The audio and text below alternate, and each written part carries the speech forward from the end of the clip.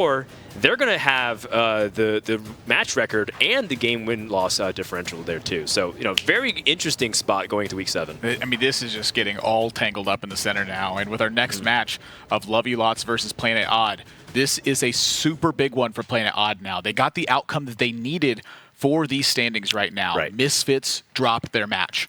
If they're able to win here in a decisive manner and then win their next week in a decisive manner, that 4th spot is going to be awfully contested. I can't believe it's ending up like this. And what about the middling teams, too? Like G2 yesterday took a pretty hard loss, but they're probably, feeling a little bit relieved to see the other teams not separating from the pack, but all kind of converging into the middle.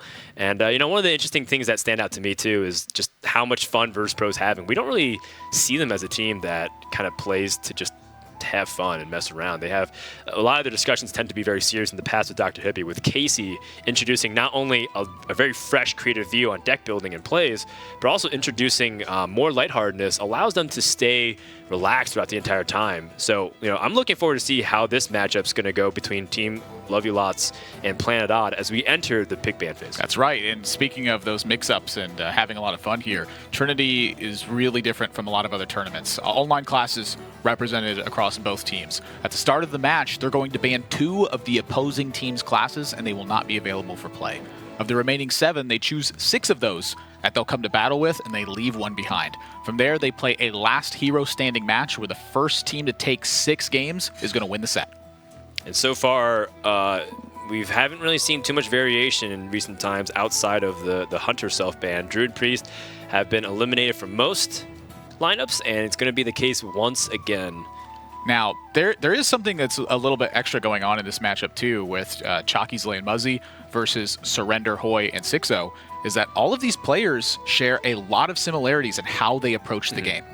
So many similarities. Stuff. In fact, that Chalky and Muzzy are both playing Warlock, apparently. That's obviously an error. One of them is playing Warrior, but we'll fix that in just a second there. Turns out Warlock and Warrior are very similar on the keyboard when you start typing in and so they'll be piloting decks individually, but they will be collaborating as a team. So that delegation of votes that you get on plays does matter, but it's ultimately up to the pilot to make that final decision, e.g. Bunny Hopper not evolving in the last game.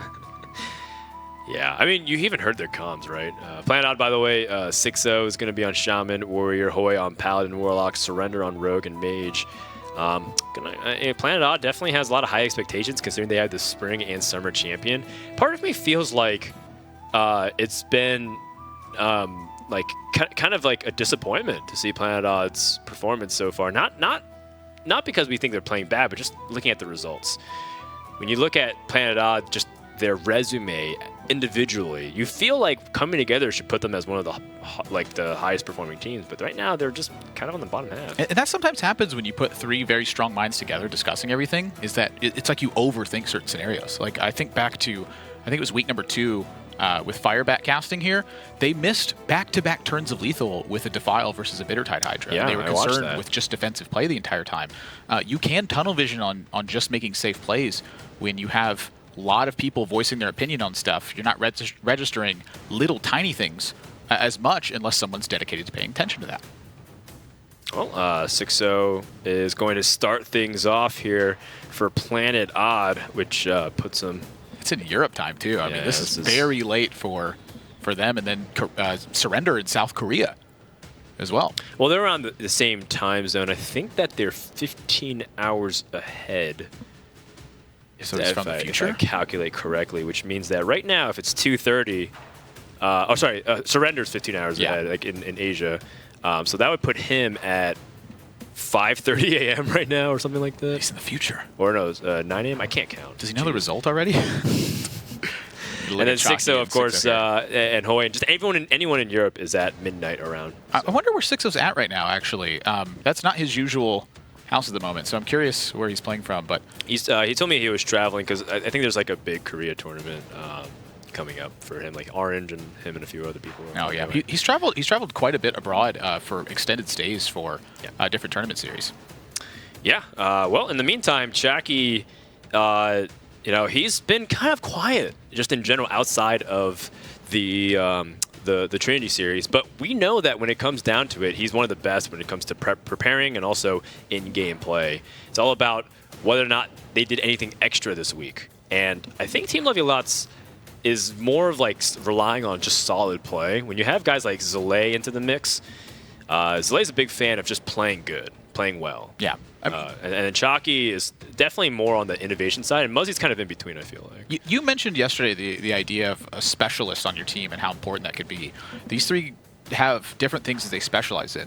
Muzzy sees just about every single line of play from a micro perspective and how it affects the next couple turns. Chalky's always thinking about the overhead strategy. How could you approach a match or a matchup and really get a solid edge from your philosophy on how you approach it. And Zalay is very much about the power decks and really bringing those lines of thought back to a simple standpoint. Sometimes the simple thing is the best spot, as we were just talking about.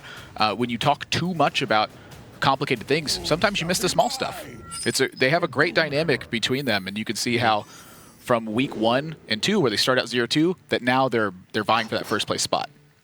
Kind of mentioned how Shaman was a deck earlier on in the Trinity Series that started off for many teams. Planet's going to kick it off with their own Shaman, but they run into a Warlock. However, it's not the Warlock that they fear. It is a Zoo Warlock to start things off here.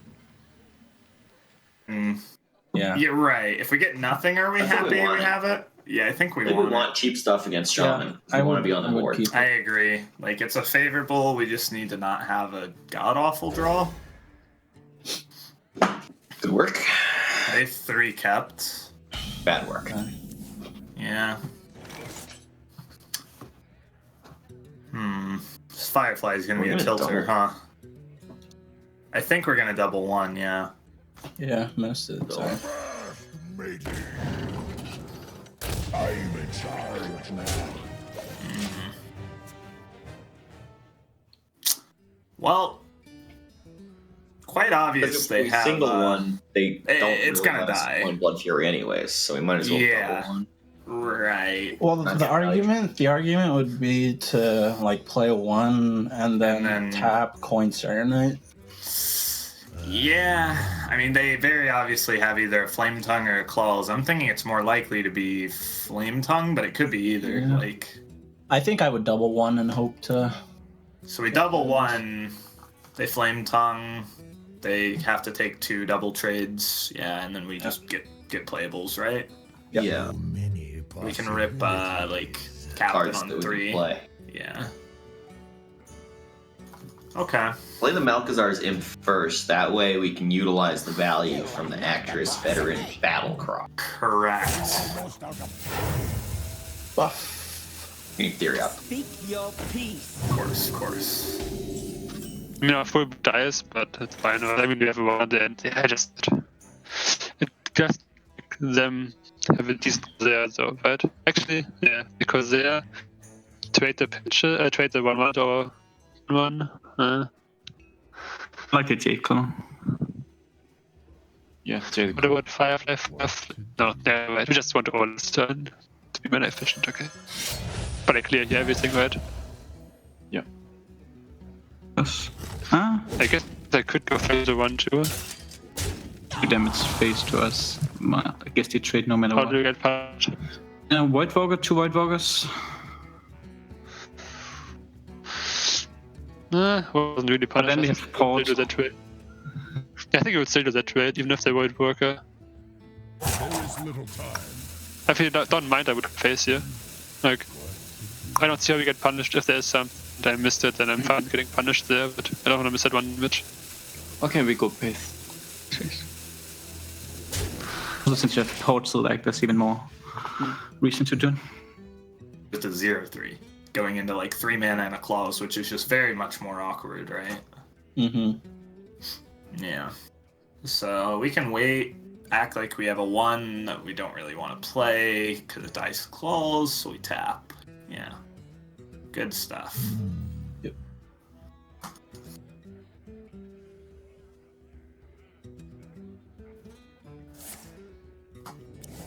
Hey.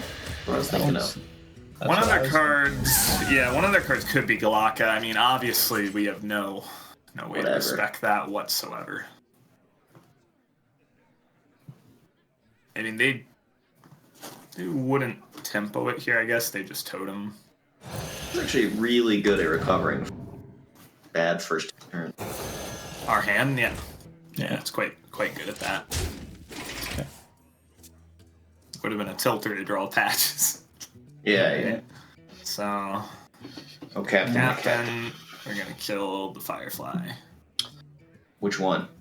The one on the left, because Well, it screws up their positioning more. Yeah, and it's a Firefly, not a... Well, it doesn't matter. The position. That means they missed position. They should have put the flame element on the left and the Firefly on the right. It really doesn't matter. They messed up. They also didn't position on crushing walls. That's like really important to know. No, that's important.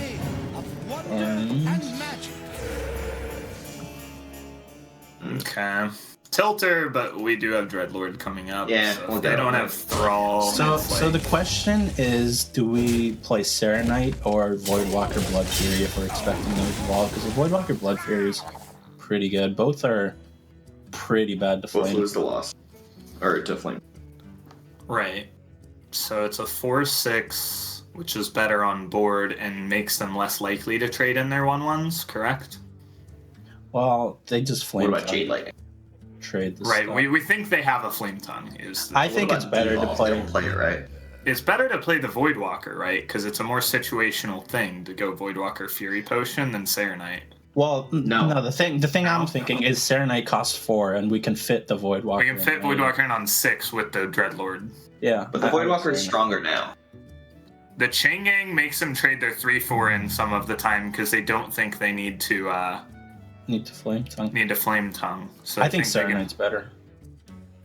I kind of like the Serenite, but I like the Serenite better, I think. I think Serenite's weaker on board, but leaves us with a better hand. I'm fine with yeah. Serenite. I think this makes them less likely to take their good Flame Tongue because they can be more greedy knowing they have a value hit on board. Trying to bait them into playing into our Despicable Dreadlord. Yes.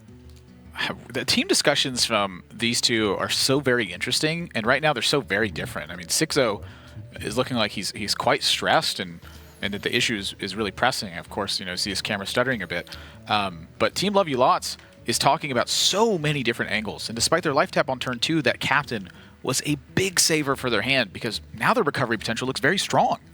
Yeah, he's just trying to focus more than anything.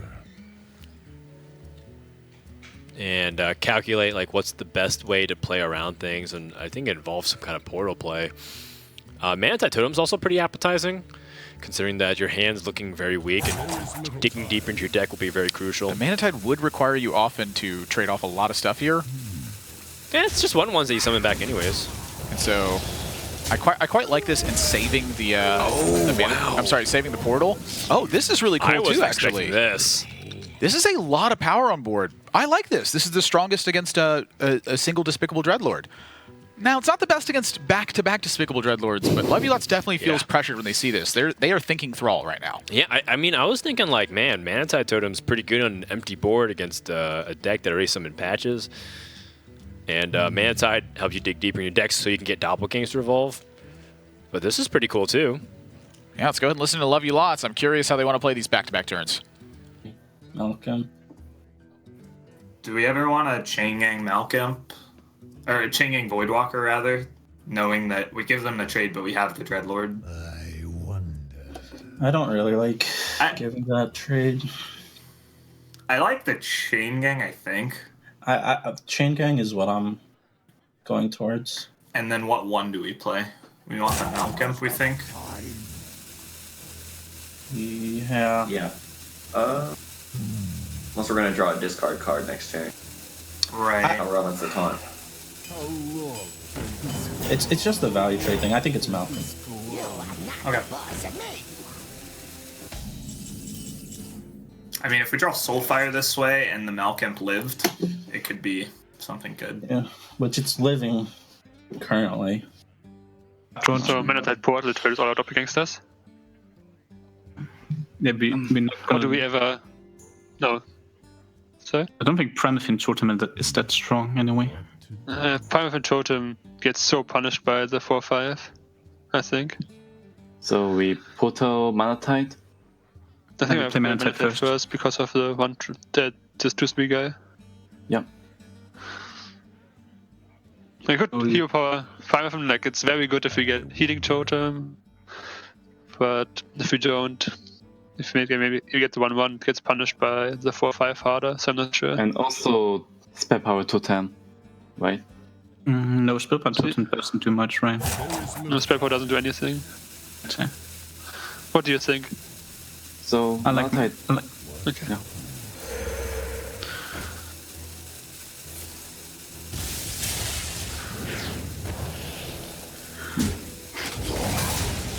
I count the card. Okay. So, Dread Despicable is pretty good. Yeah. Dread Despicable are 2. That's the same thing, Muz. You mean You know. Voidwalker Dreadlord? Yeah, yeah. I see you. Okay. If we could play like the Despicable Dreadlord and the other Despicable Dreadlord, that'd be better. You want to try it? Play one and then see if you can play the other. APM techniques Really or quick. something? Like, Really quick. it didn't work, guys. Alright, well, this will do. Second best play, I guess. Yeah, it will do. Yep. So We Crow Portal. yeah, the question is if we play the Crusader, but I guess we just play everything, yeah. Right? I think we play Play all 4 everything. cards. Yes. I wonder. Yes, yeah.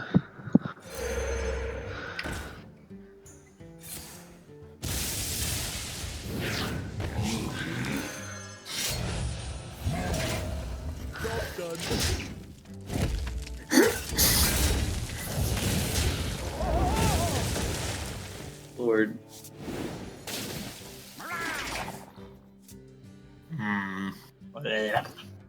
Unhappy gamer. Alright. So I think we tap. Yeah, I'm seeing the tap line as well. And I want to Doomguard the. I want to Mana Tide. Doomguard the Mana Tide as well. Yeah, that's where that's where my Let's head's tap at. first. We like that. Yeah, I try to tap as late as possible because I don't think it changes our play, and it gives them more info about how not great our cards are. Okay. Okay, we're gonna Doomguard. Yep. Don't discard the Dreadlord, though. Wow, I did, Soleil. You had one job done. I know.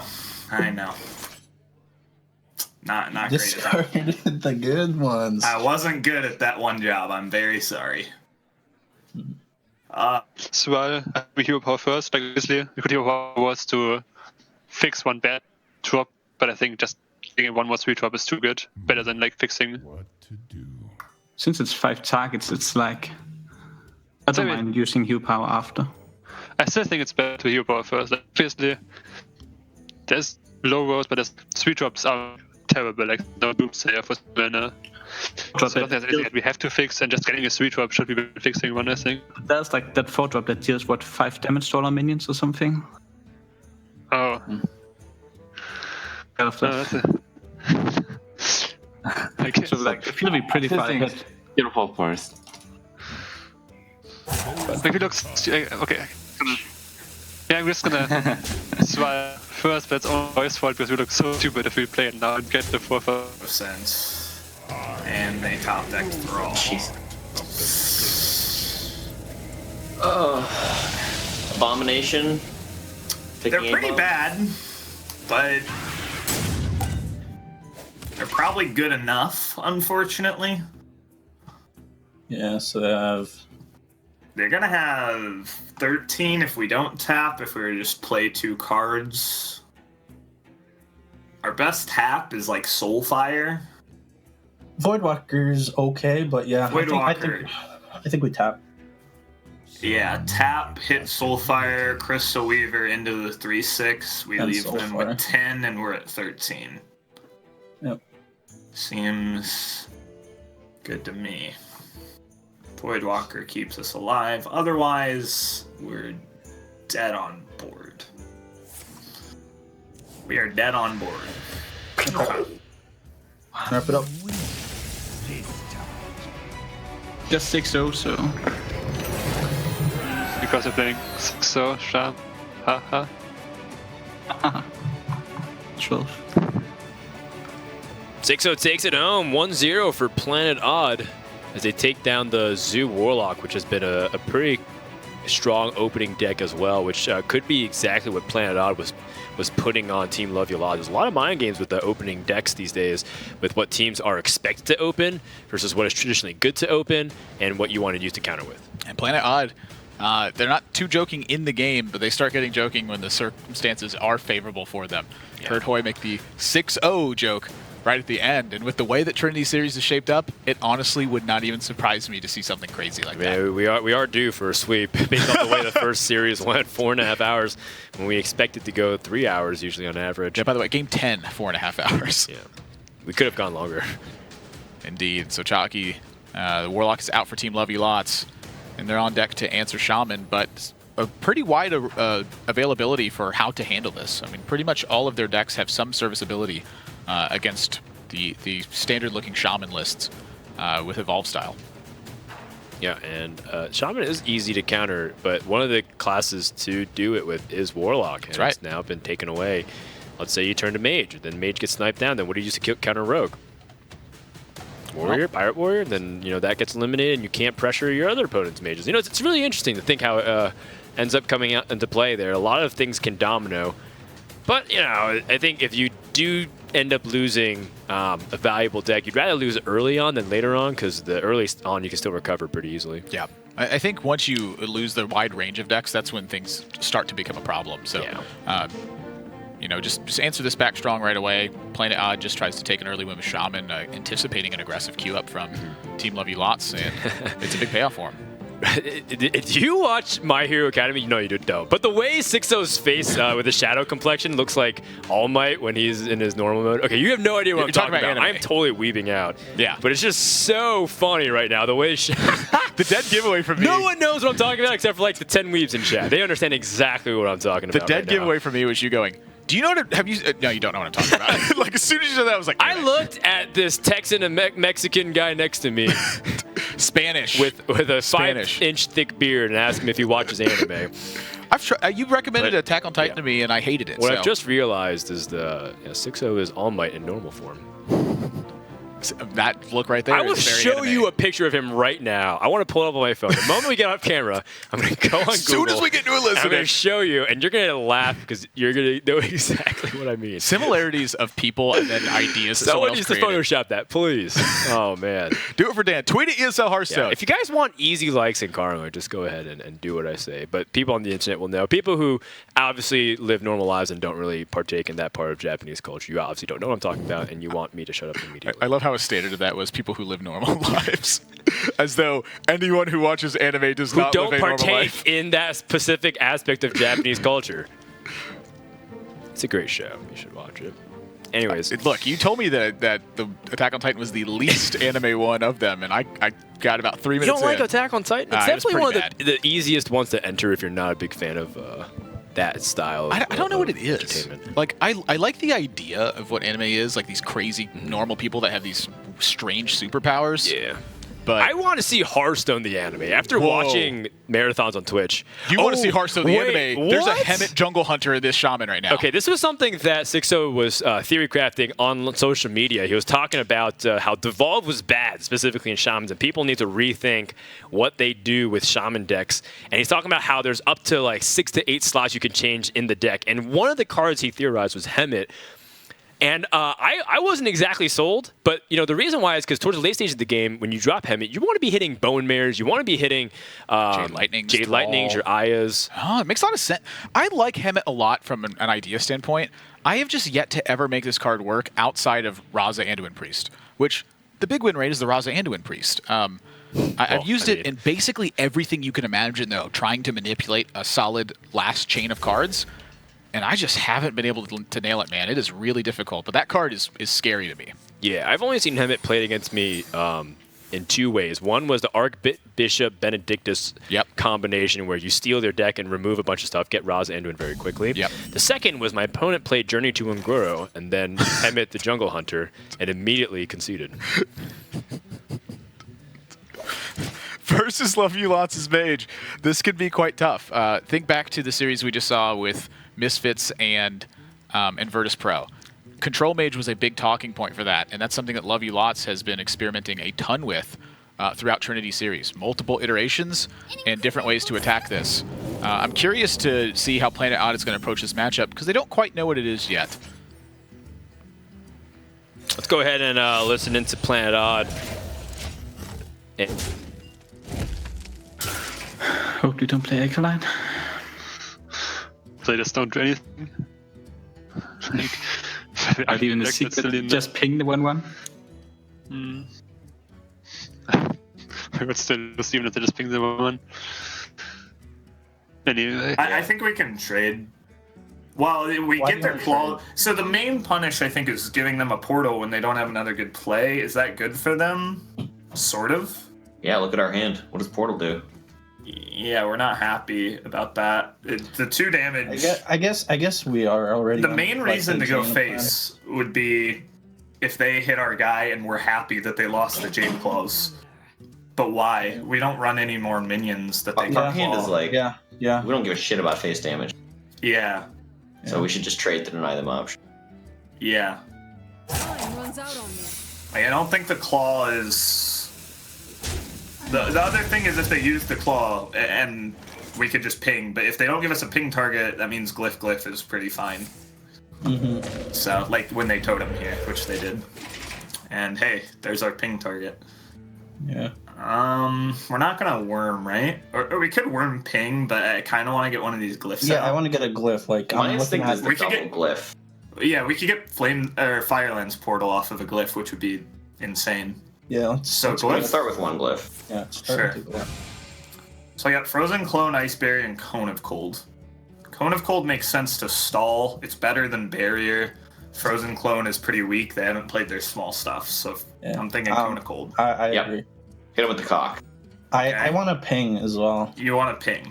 That seems fine to me. We have Mana Worm, Cone with Glyph and weird stuff, and we want to clear up their board of stuff. We have Cone of Cold to clear it, and we have plays for our turn. Well, if we Cone of Cold if they, let's say they go Primal Fin or something, and we're Cone of Cold into that, I'm not really happy about Cone of Cold. We could save our Cone of Cold, and the 1/1 is the worst totem, so we give them the chance to re-roll it.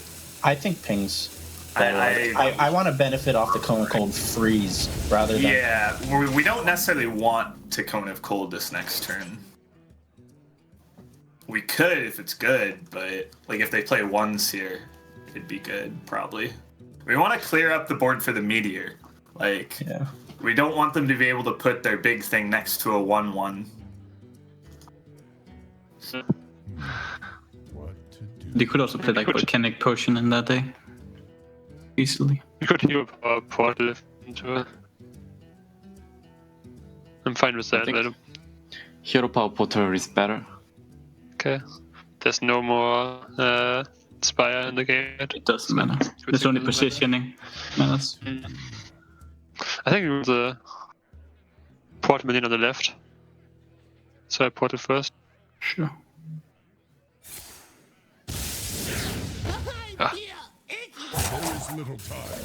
They are pretty desperate to get guys on board. The 1/1 could turn into. I'm looking at Mana Worm, Glyph, and probably Ping. Yeah, that's what I'm looking at as well. And save that Cone, obviously. Yeah. Yeah. We could Glyph first in case we got Tome, but the Ping is pretty good anyway. It's either Polymorph or Volcanic. Volcanic makes a lot more sense to me. Yeah. We already have a Poly, and it's 1 mana, so it goes really well with the clear later. Yep. It's just nuts. Yeah.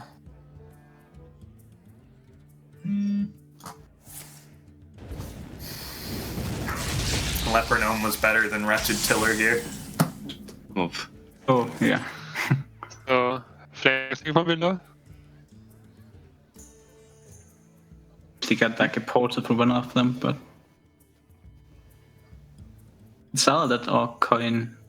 You find Yeah. rest under the Flame Tongue trade thing from below. I Yeah. wonder. So 2 minions for potentially going on. Get some attack in, and then it's strictly better. Just Right? barely better. It's pretty much even when it gets It's an attack. strictly better. It has to actually get 2 in to actually be better. All right, all Well, right. it threatens the second attack. Okay. That's I'm looking nice, at this Josh. meteor here. So I've got a meteor in my hand, and they've Right. got meteor targets on the board. Wow. But you're saying they have stuff and we can kill it? I'm gonna kill their stuff so it's dead.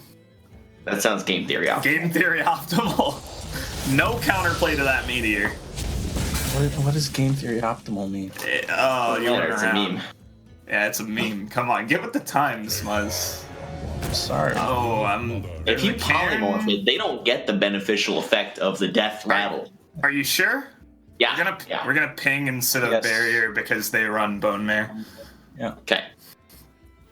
Game theory optimal is when you play to not be exploited by your opponent. It minimizes that potential against you. Yep, today I learned. That meteor was quite game theory optimal. Yeah, in the most literal sense. Yep. So is that polymorph. No memes. Now that being said, those are just also happen to be the best plays. Yeah. Game theory optimal can be the best play. Okay. It just doesn't mean that. I think the game theory optimal thing is to move on. Playing odd with double doppelganger, so double bone mare. This is one of the criticisms against this setup. Against this deck list, because the setups, if you don't have the minions established on board, makes bone mare a lot more awkward, and you have to wait till you have the ability to hero power bone mare or play a cheap minion bone mare. I mean, they're loading up a lot, but Love You Lots, the entire deck is just killing minions. Where does Planet Odd find a board from this? Because we're approaching the Jaina turn. If that Jaina lands and Love You Lots is safe, Planet Odd is in heaps of trouble.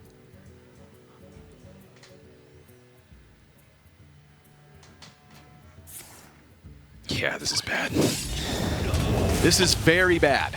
I mean, one Thrall Deathseer can help change a lot of it, though, because Planet Odd will continue to stick a minion on board. Hold on. Yep, hold on. And Planet Odd's not afraid of those two slots. And they haven't seen a one-mana secret being played, so they don't have to play around some kind of counterspell. Quite weak. Okay, well, I mean, at least they have one high health minion, so they can stake a bone mare on. Is this the Jaina turn? I don't know. Let's listen to Love You Lots. Two big options in front of them this turn. They've been holding this coin for a long time. They might have held it again to go Doppel Thrall, but they're thinking if they don't clear this, then whatever. So Flame Strike, Frostbolt, right? Yep. I wonder. Yeah. And we have a bunch of little AoEs and a Jaina. Which is, the little AoEs are the best with the Jaina, right? So. Yeah. Mm-hmm. And they can't really make big stuff to punish us for not. Well, they're gonna start. They might start doing stuff like Totem Bone Mare, but like the big AoEs. We got a lot of freezes to work it through. Yeah, so we're gonna Flame Strike Frostbolt. Yeah. Right. Yep. Kills their stuff. So that. That is a common theme with our strategy. All right, Jaina.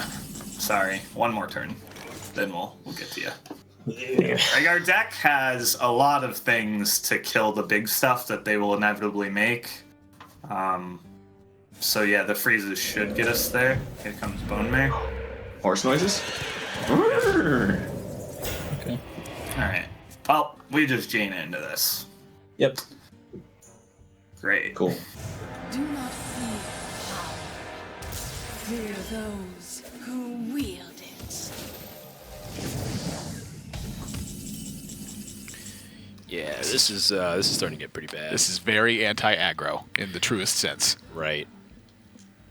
Now, that being said, it's not anti-aggro as in like Murlocs necessarily. It's anti-aggro in the scaling sense.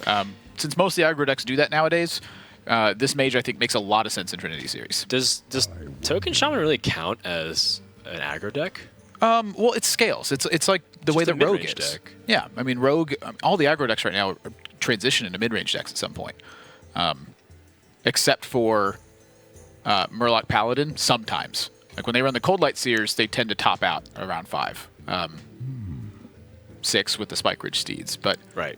every other deck has ways to go above and beyond that. Just about. Well, Planet has ways to push a lot of damage and kill off the water elemental. They do have Patches in their deck, I believe, still as well. But Patches is a liability because it's a 1 health minion. And also that jungle, the Hemet Jungle Hunter is also an interesting card too, because then they can pick up their Thrall Death Seer and other really powerful cards like Aya Blackpaw. Well, here we go. I mean, this is the push. But love you lots. After that attack is at 43 before Bone Mare connects. Jeez. So down to 32, and Love You Lots has 5 cards that deal damage in their hand. Let's hear how they want to fend off this push.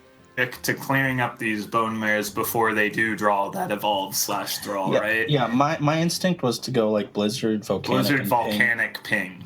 Yeah. That leaves them with a 5 health guy, which we don't have a great way to ping. But we set do. it up.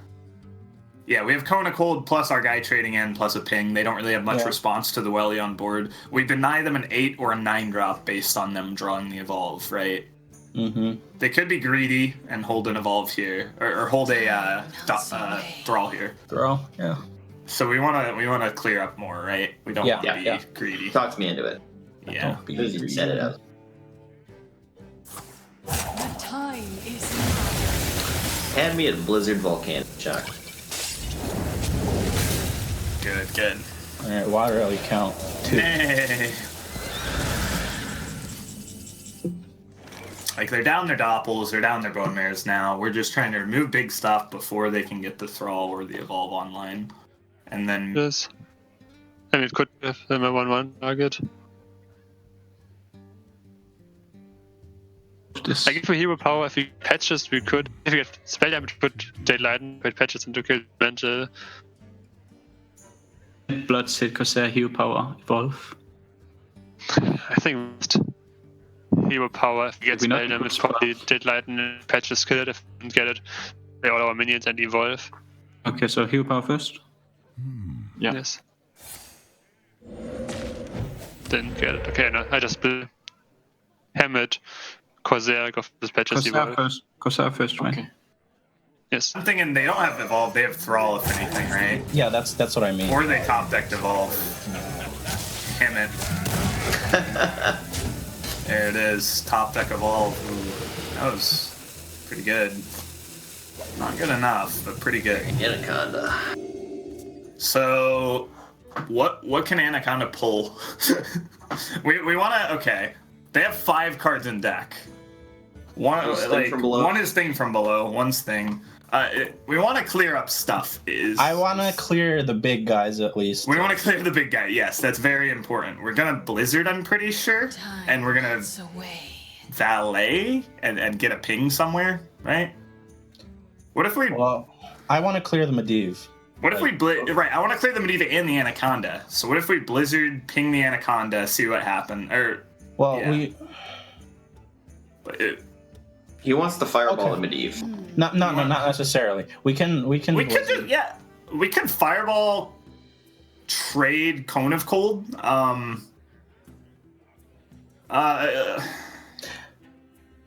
Let's Blizzard ping the Anaconda. See what happens. Because if a Thing from Below comes out, I'd rather give them a 10 drop than an 8. I'm gonna kill the Medivh first. Okay. Okay, fine. You are on fire. Now they're stuck with the 2/1 on the board unless they draw Thrall.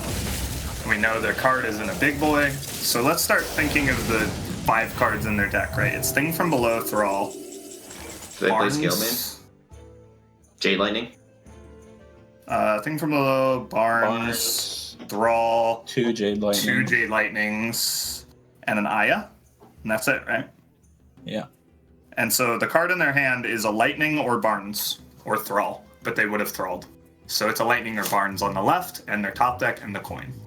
Golems are a girl's best friend. Your Aya. There's the Lightning. Okay. So Kona Cold gives us a ping target. Yeah. We can think about Thrall again and think about killing the Aya first. I mean, they can only draw Lightning to kill the 3/1 we leave. Yeah, right? I want to kill the Aya. Yeah. I want to draw 2, right? I don't want to fireball. Let's draw 2 every time, right? Let's draw 2. See what we get. We got Polymorph, which this is the biggest thing it can hit, right? Yeah. That's way better. Let's do it. It denies a Jade. Yeah.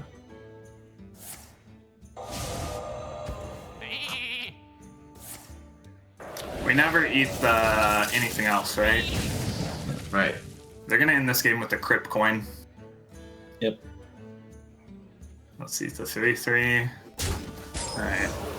So it's just 1 lightning, 1 thrall, 1 Barnes, 1 thing.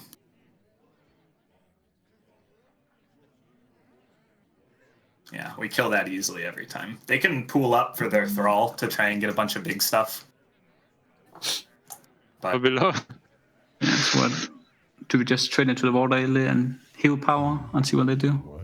Sure. I mean, this is so good. Play Barnes because we get the pink target. That's why we can play Barnes. Like if we get this one turn, we can Barnes, get a thing from below, and then make a knee drop. game before shenanigans happen instead of going for wellies. It's better to wait. It's better to do it on the light well because it's just 50-50. Wait, I don't know. Is that even right? Well, do we want them? I think it is, right? It's just strictly better. Yeah, it's just better. Well, unless we always want them at 15. Unless I think we always want them at. We always want them at 15. 15, yeah. Because we have Fireball, Alex Ping. Yeah. And we have a kill on board on the Taunt Totem that they can't remove, so they need to thrall this turn, and this reduces our risk.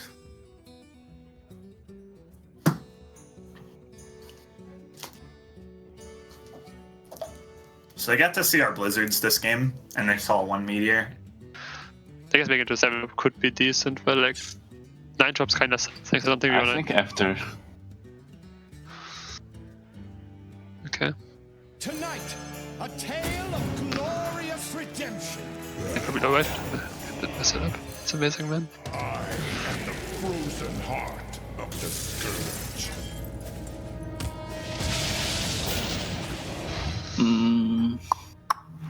So what? Like, does Uzera do anything?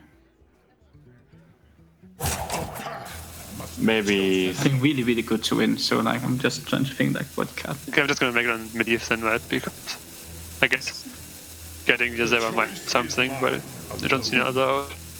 Go. Not quite Uzera.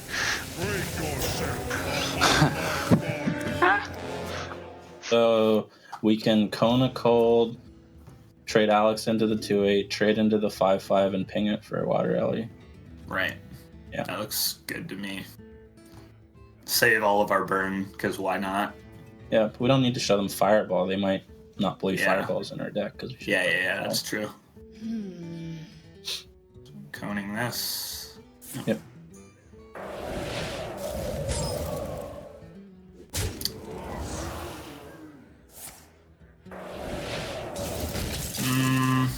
They could evolve into Antonitis and Jade Lightning.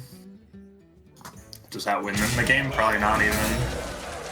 Well, if they evolve into we just make more stuff, right? We just Fireball the Tony and... Yeah, we just make more stuff. Almost out of cards.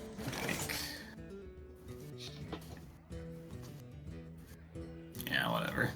I mean, it's obviously very good for them to remove our 3/1. Yeah, but I don't think we need to play around that. Like, I'd rather not show Fireball. It's really that's pretty important because they're wondering how are we fitting all this stuff. Alone. They didn't evolve for the Anton. Job done. What? They're just bad gamers. Do we kill them? Or... They wanted Lyra.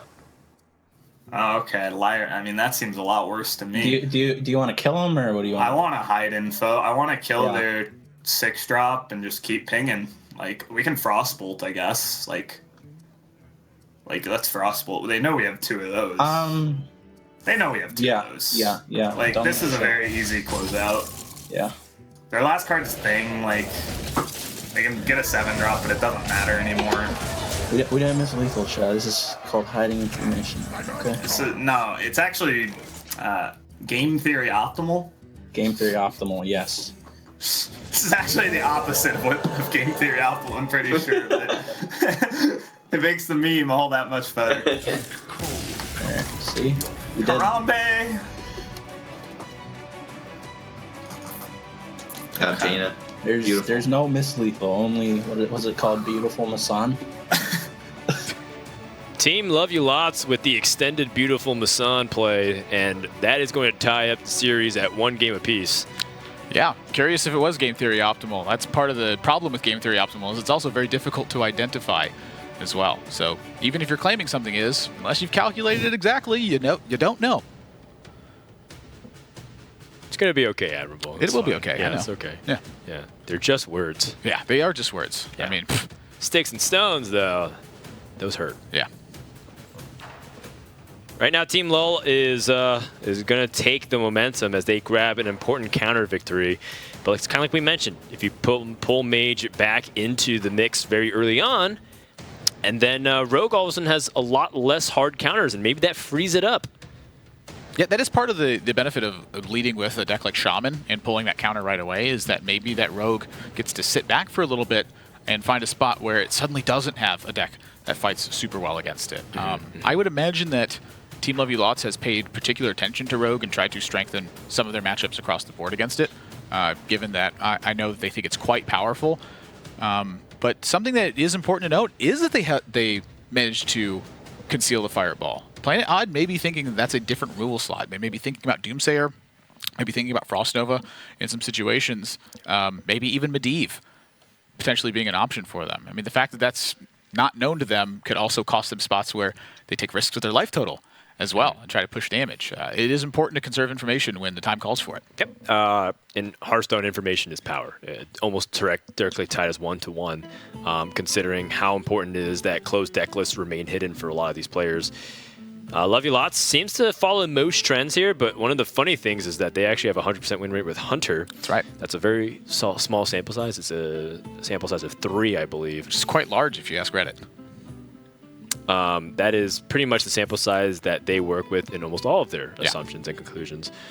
That being said, I do feel like, all jokes aside, I actually do find that there's a handful of people that contribute a lot to forum discussions. Oh yeah, absolutely. It's not everybody. It's just a select few people that ruin it for the most people. Yeah, I tend to agree with that as well. Yeah. It's like how Love You Lots is ruining Game Theory Optimal for me. It's just a select few people are ruining it for everybody. Well, that's just well, that's just fact. I mean, I don't take anything personally ever, so it's totally okay. No, never have I ever taken anything personally. Never in my life. Gotcha. That's ridiculous. Just gonna move past that one. What is ridiculous though is how well Control Mage has been performing today. I mean, it has pretty much done exactly what teams expected it to do. And then even had some fight left in it when it comes to counter matchups. I'm particularly impressed with how Control Mages and Control Warlocks have performed in Trinity Series in particular. I do think that those are 2 of the X-Factor classes because they have so much power.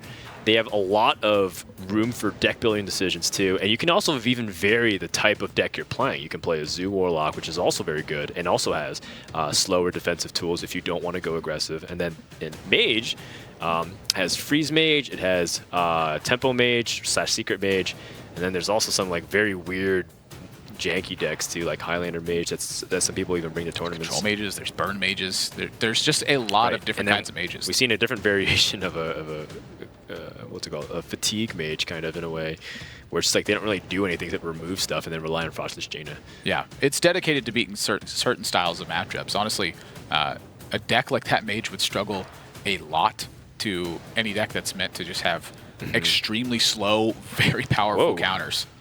That's right. Yeah.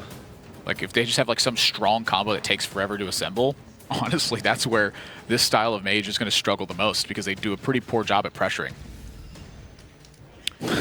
Well, we hope you guys enjoy this PowerPoint slide. We spent a lot of time preparing it this morning to show you 6-0 in 7 pictures. Talking about a matchup that is, very slow to assemble a very powerful thing, Planet Odd queuing up the Taunt Warrior here, I think is one of those matchups. But remember, I think that concealing that fireball has said to Planet Odd, we don't have the burn. And that could leave them in a tricky situation.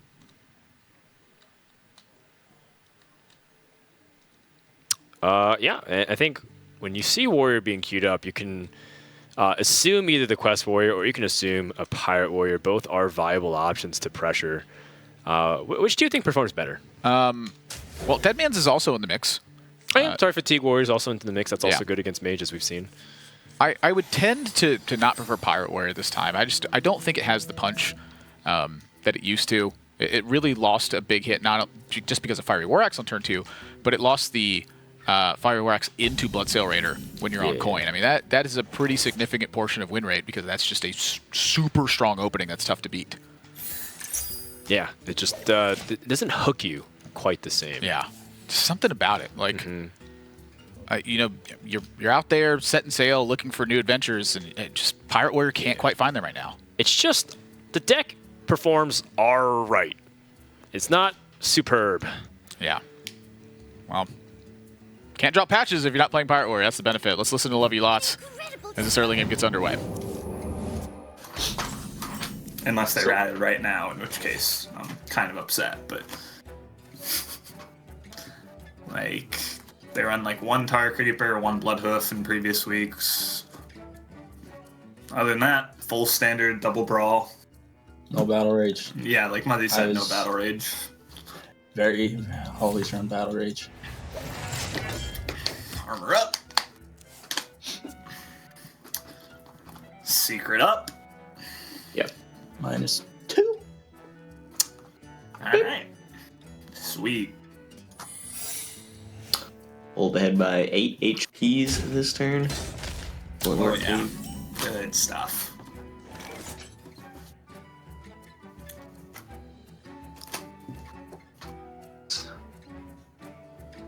Good job, next turn kill the Brawl. If it's Medivh and you just trade the Medivh in, and then there's like 2 minions on board. Yeah, let me just Brawl and Medivh. No. I think just like if we can bet on 7 or something, it would be nice.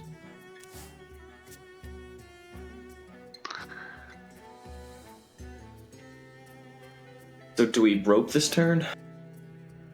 There's not really anything we would think about doing on 4 mana, right? There's actually nothing. It'd be like, yeah, there's just nothing.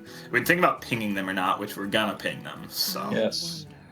Well, it's very likely we push minion damage before Alexing in this game, and we just don't think they run Rage in the first place, so. This is 5. Like, yep. Poly this. Yep. Gonna poly it and hit face. Yeah. Seems not good to gonna me. Like if we trade, it plays around Slam, but they haven't played Slam. Yeah. Like they haven't played Slam up. They haven't even played Slam. Yeah. Wow. Okay. Yeah, we want targets for like Volcanic or Ping or whatever next turn. Like it's just a 1/1. If it procs our secret, it would get rid of our valet, but we hit them for 2 anyway. Mm-hmm. We have a new secret. Oh yeah. I want to play the Dire one to make sure that it before we play Creator. But it dies to We also don't think you play Fireball, right? Crossbolt. Let me say Frostball with Ping or whatever. Medivh's It's more also Belay, right?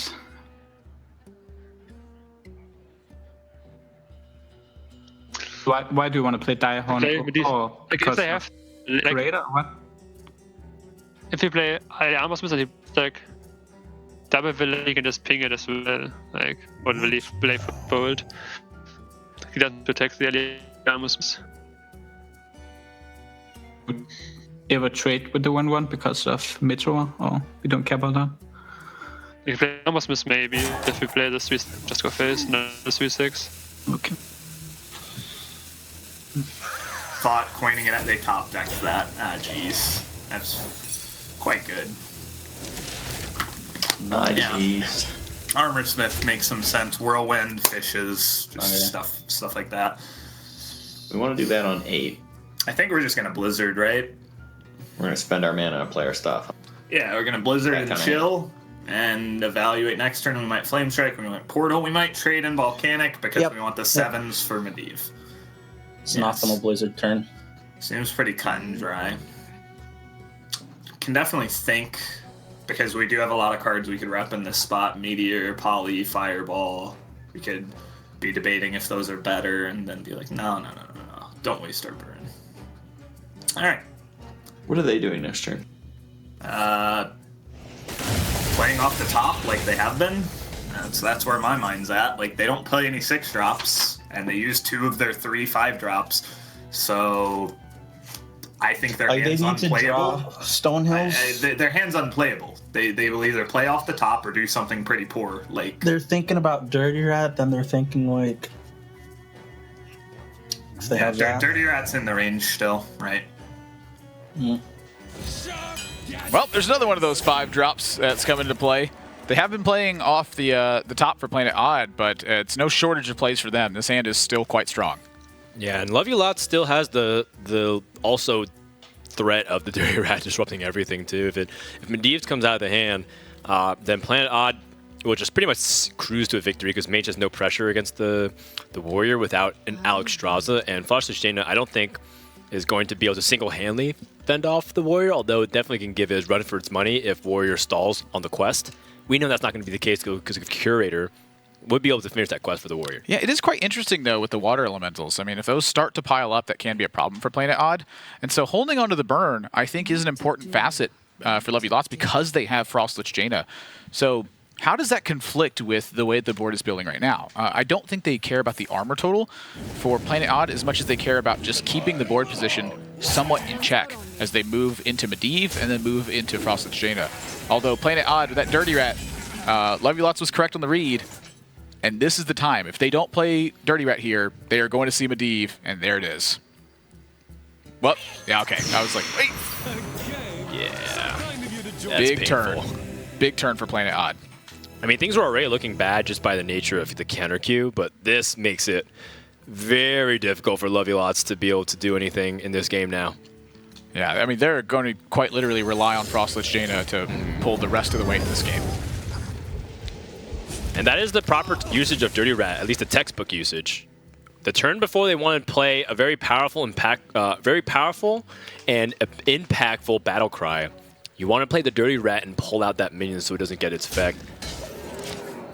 Some people favor playing it very early on to try and disrupt a bunch of things, but it's just a combination of hand reading and understanding the matchup. Yeah. So how much damage can Lovely Lots afford to take in this spot? I mean, Quest is rapidly approaching completion. And again, they really would love to save as much burn as possible for post-Jaina. Well, why don't we find out and listen in? What to do? We have no way to save our guy. There's no way to save our guy. Here, this is the other thing we could talk about. We could talk about whether we need to Flame Strike? Yeah, whether we need to Flame Strike, but I mean, it looks pretty bad for the rest of the game. They're going to be playing bigger guys. We have a Volcanic still. Okay. Yeah. It's Flame Strike trade? Yep. Mm-hmm.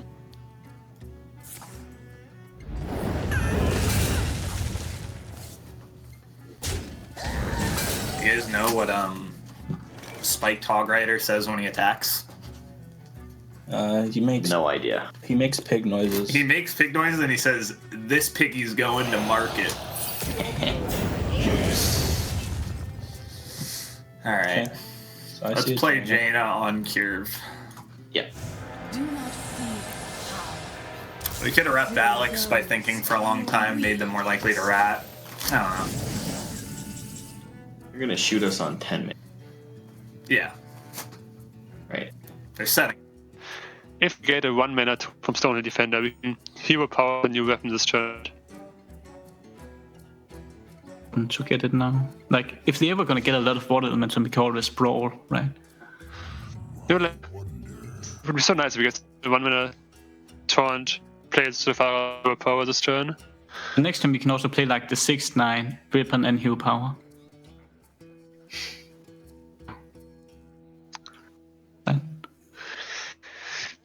I mean, we don't to Curator because we always get another taunt to complete the quest. I like Curator more. And I'm with Hearthstone, he can just hit it and pure power. If you don't for an hero power, they can ease you. No, we can always. No, I'm sorry. I will explain afterwards. Maybe it's wrong, but I have my reason and easy. Please don't rope. No, don't rope, no. Come on, animation. No! I'm not gonna. Yeah, I didn't know that animation is that slow. I'm sorry, I guess. At least I got. Oh, I got it! I had to train first because I couldn't. It's after you heard the animation was slow for that, but that's just we missed the 50-50 and we had phase power first, okay? Fine. Thanks, guys.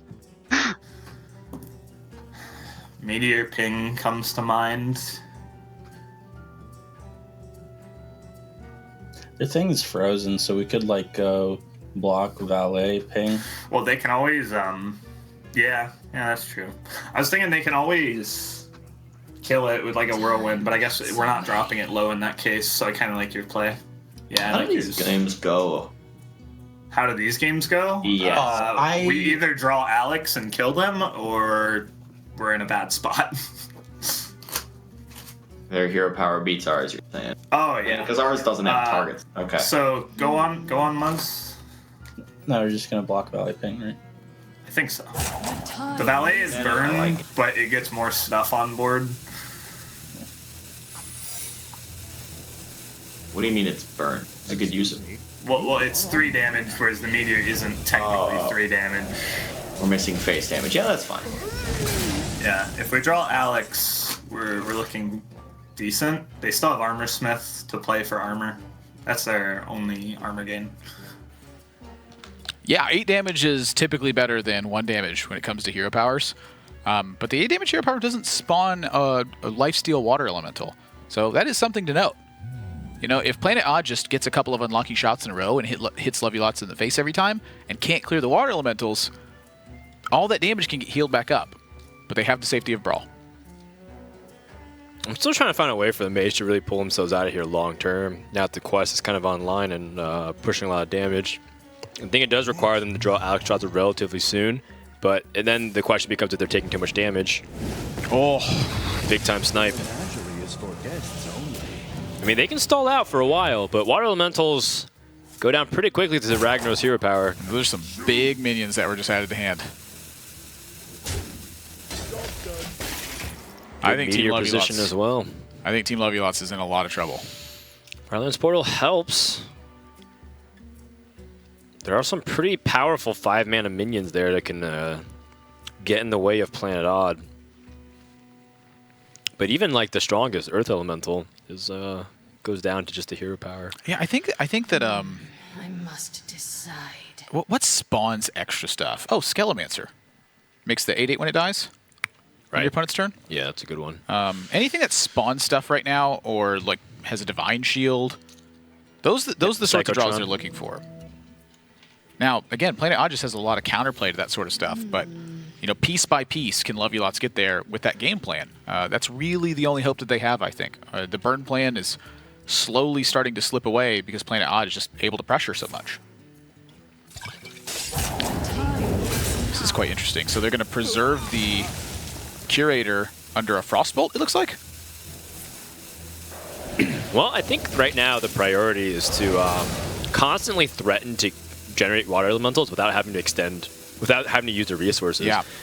This way they don't have to use Frostbolt. They can hypothetically just use the water elemental body and then generate more bodies and stall for time until they get Alex Strasser. So if Planet Odd chooses to use a Whirlwind effect in this spot, the Curator is out of the range of Frostbolt, but then it's in range of Volcanic Potion and Blizzard. It's because the Firelance Portal Fireball Frostbolt is 14 damage. That as well. Which means if you get Alex Strasser and Warrior doesn't have any life gain, with 1 hero power added into the mix, that should be the 15 damage to close the game. Yeah, and I am curious about the merit of setting the Curator to 1, though, to bait out Whirlwind effects from Planet Odds. That way their Armor Smiths become weaker. That's really their last potential armor gain, is Armor Smiths here. So the burn becomes more impactful if you can either pull those things away or set it for them later on.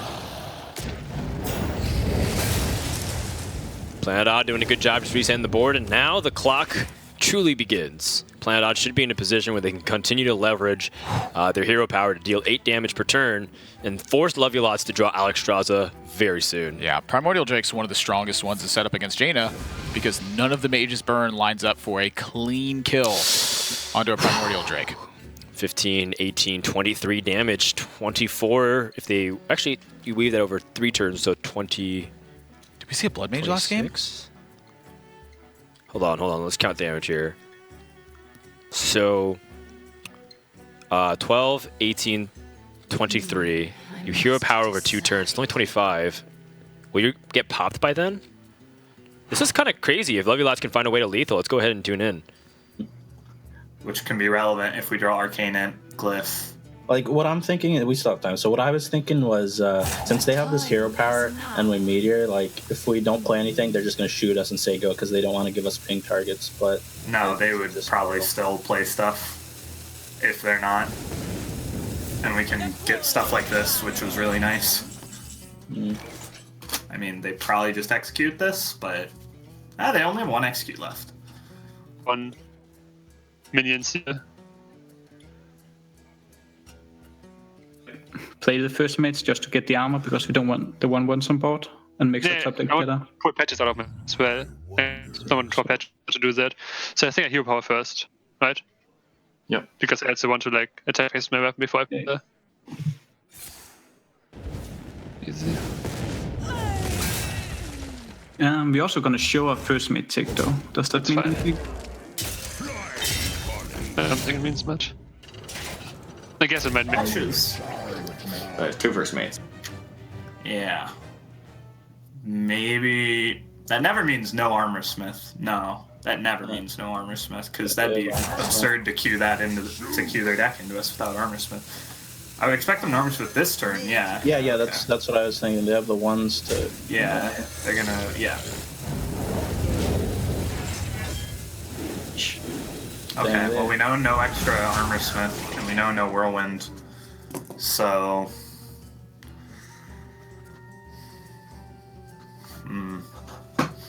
We could... We definitely don't want to get popped, but I guess our weapon's only 1 damage now. We could what? We could make a Water Lily this turn with Meteor, the Smith, Bolt, Ping. Yeah, that's what I was looking at. That was my first thought. I like that. I think that's the best. Yeah, we need board. Start with the Meteor. Yeah, I mean, we have plenty of time, given that that's a no RNG play, so... Yep. It's just a thought of, do we ever glyph here? Like, what are good things to get? There's really nothing, so I'm... Glyphs like better next turn. I'm happy, because if they pop us with the Welly somehow, then that means we have a Welly healing us. More than likely, they just kill the Welly. Sometimes they have to hero power the Welly, and it buys us a turn. Yeah. So yeah, let's do it.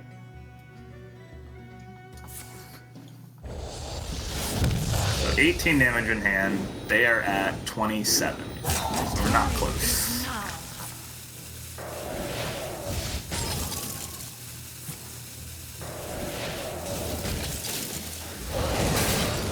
Okay, you paused. Yeah.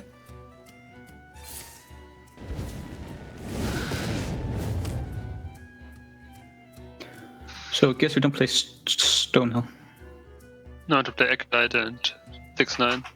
Yeah, and we hit face. 6-9. Speak to me.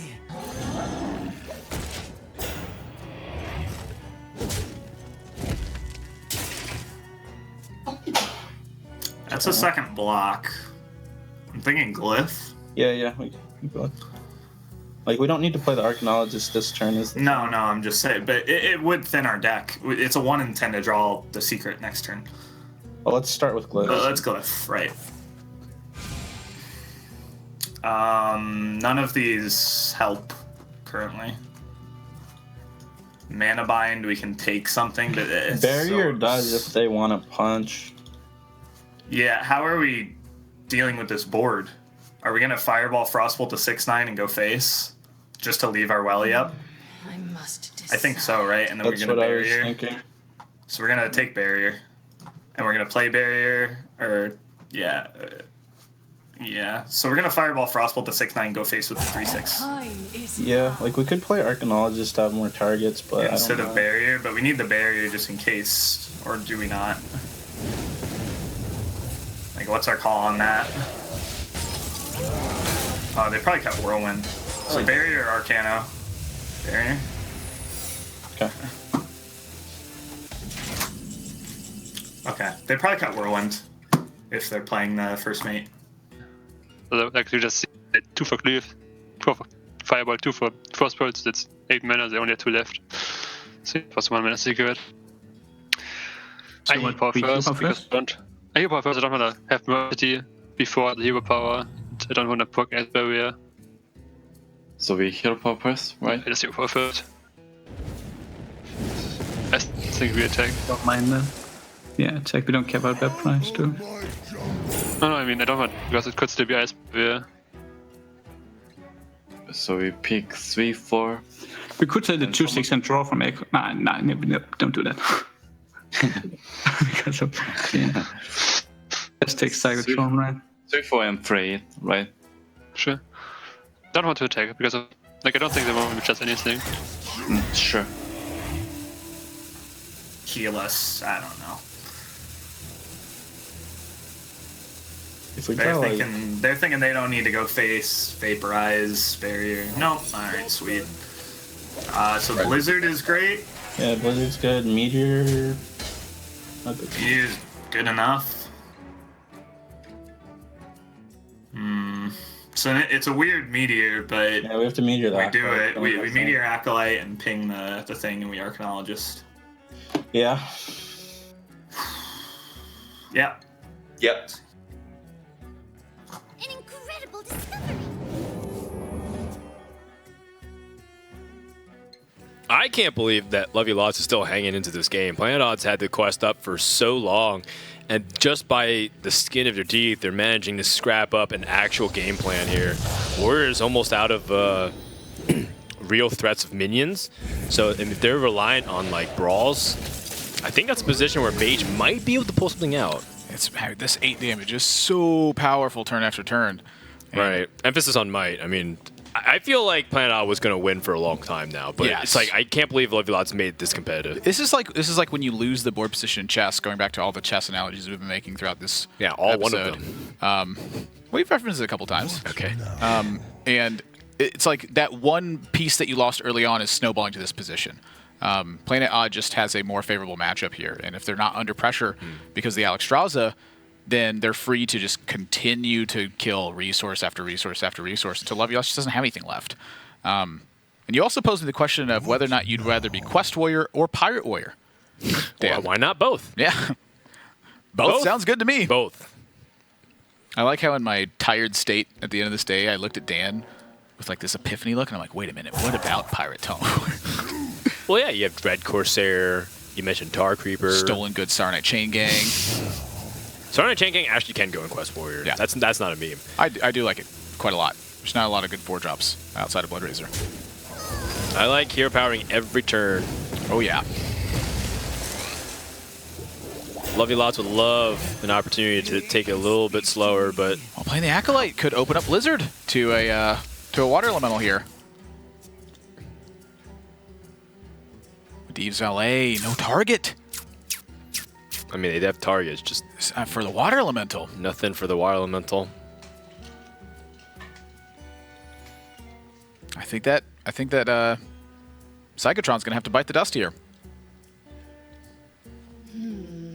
That 3 damage plus the other 3 on board, represents a block pop.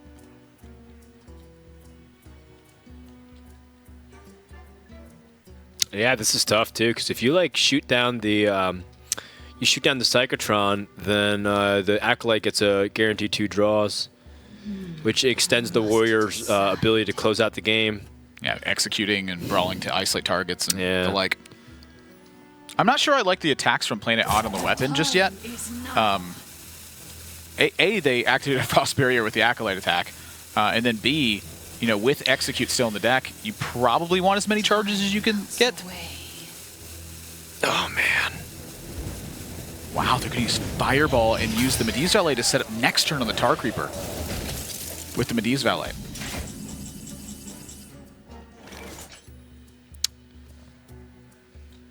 One, 2, 3, 4 plus 8. 1 damage off of popping this turn. They could draw for it, but I don't know what other thing they would add a single damage to the board. Yeah, I can't think of anything.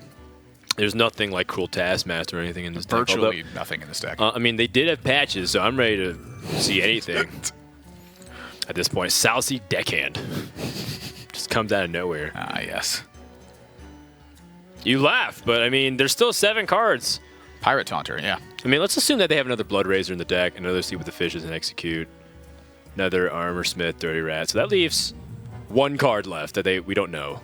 Yeah, I would think that Tar Creeper would be in pairs in this list as well. But, I mean, Sleep with the Fishes, Armor Smith, Execute. Maybe it's a second first mate. No, there's no way.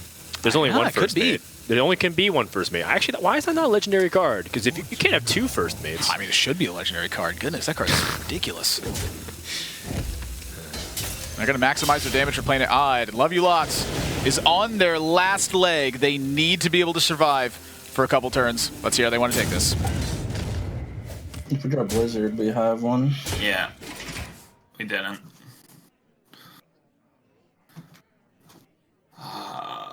It's not looking good. No. We can't win anymore. No, so... What do we think about, like... How do we make them show us? Well, yeah, how do we make them show cards, right? We play both minions as how. Yeah. And we... Probably shoot the minions, too? We could ping the Acolyte, give them more cards to play, right? Yeah, let's do that. And then we block, and we just... Like, on board, they should just identify they can hit in, trade out, hero power, and pass. But they might... Yeah, they might freak out or something. Who knows? Excuse me, you are on fire. Time is now.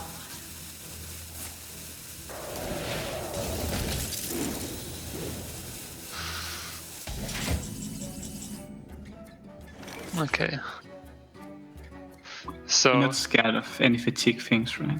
my play is I was thinking face with the Acolyte, hero power, face with our weapon, play the new weapon with the fishes.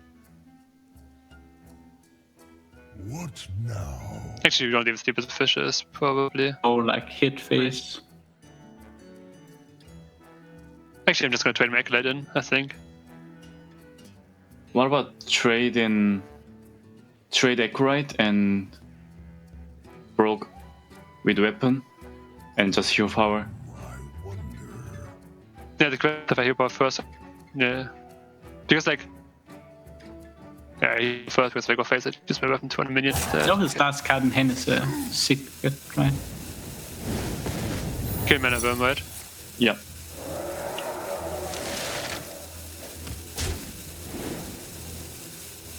Oh, right. This is segment. Red? We can clear the RX. No, I don't. I mean, we know his last card is a secret. We know it's not a minion. We don't want to give him an opportunity to. But how did I kill it? Sure, I wasn't sure. Like, my issue was just that I know they top like Alex next turn. Like, I think the only way to win is to take Alex Treasure, and I thought we want a minion on board. But that was. Yeah. Well, they do have a kill on board. If we hit in, it goes to 3 if they don't trade it in, which means Blizzard, but...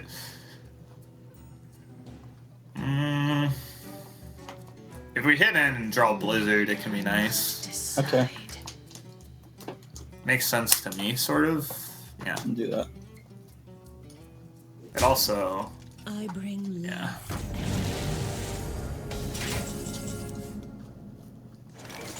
Nine cards left to see. So we attack face, execute hero power. Yeah. Yes.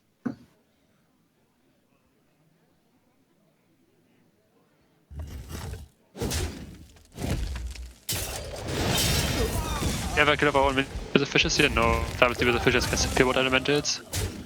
We should Frostbolt. Nah, like Blizzard to kill it. That's the only way, right? You also have one more cliff lift. I don't think the last one is Ice. Sure, Blizzard. I don't think Then Blizzard. the fishes can be useful for something else. So Yeah, like, we can, like, if they do that, we can still like raise an extra with the fishes to kill elemental. % where you get the patches, yeah. All right, Glyph. Ooh. Well, Poly for a Welly. We were supposed to go infinite. Yeah, that was our last out. That was our out. Ah, jeez, my bad, guys. Really dropped the ball on that one.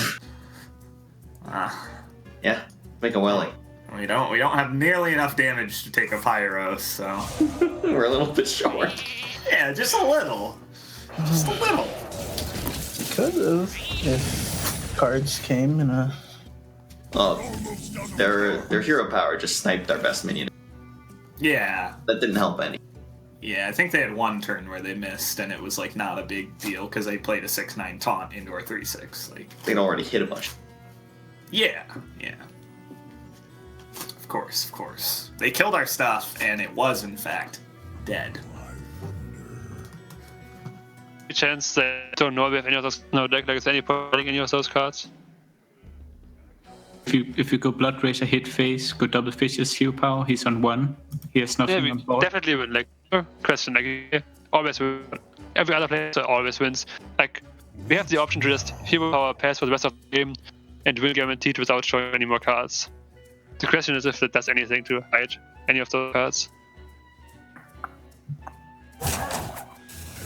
But if you're sure, like I wouldn't mind. Like you probably know we play fishes anyway, so. You know we play 2 Blood with the first mates. So you want to kill it now, or what? Or you don't want to kill it? Just pass, yeah. We just pass here, right? Yeah.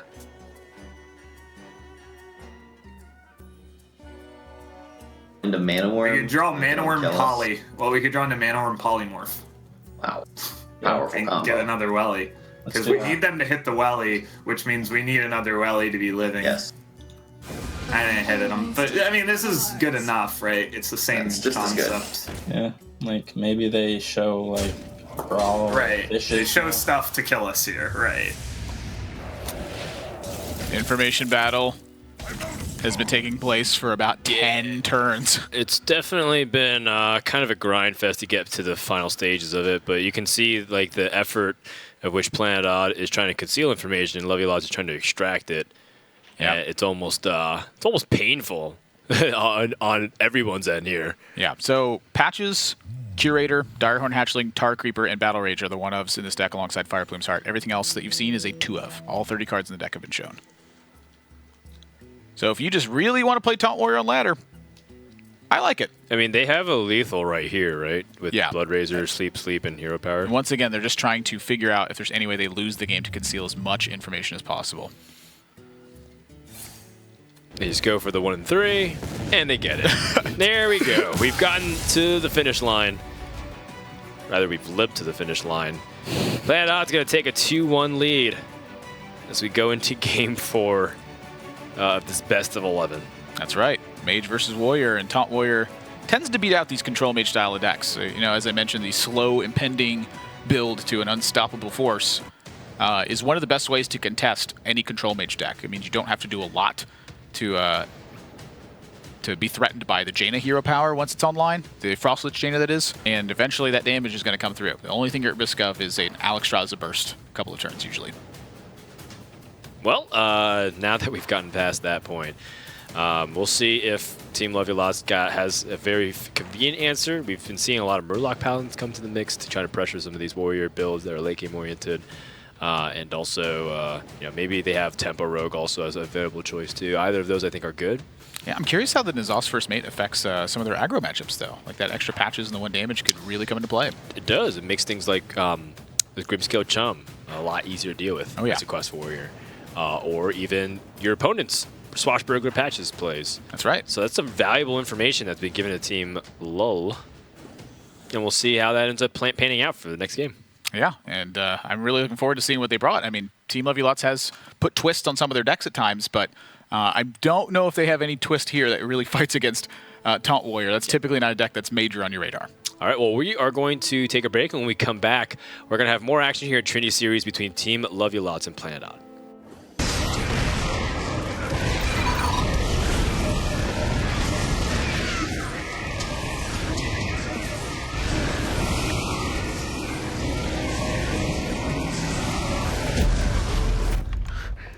seeing this? Game, record, and stream without compromise. Only on Intel Core i7.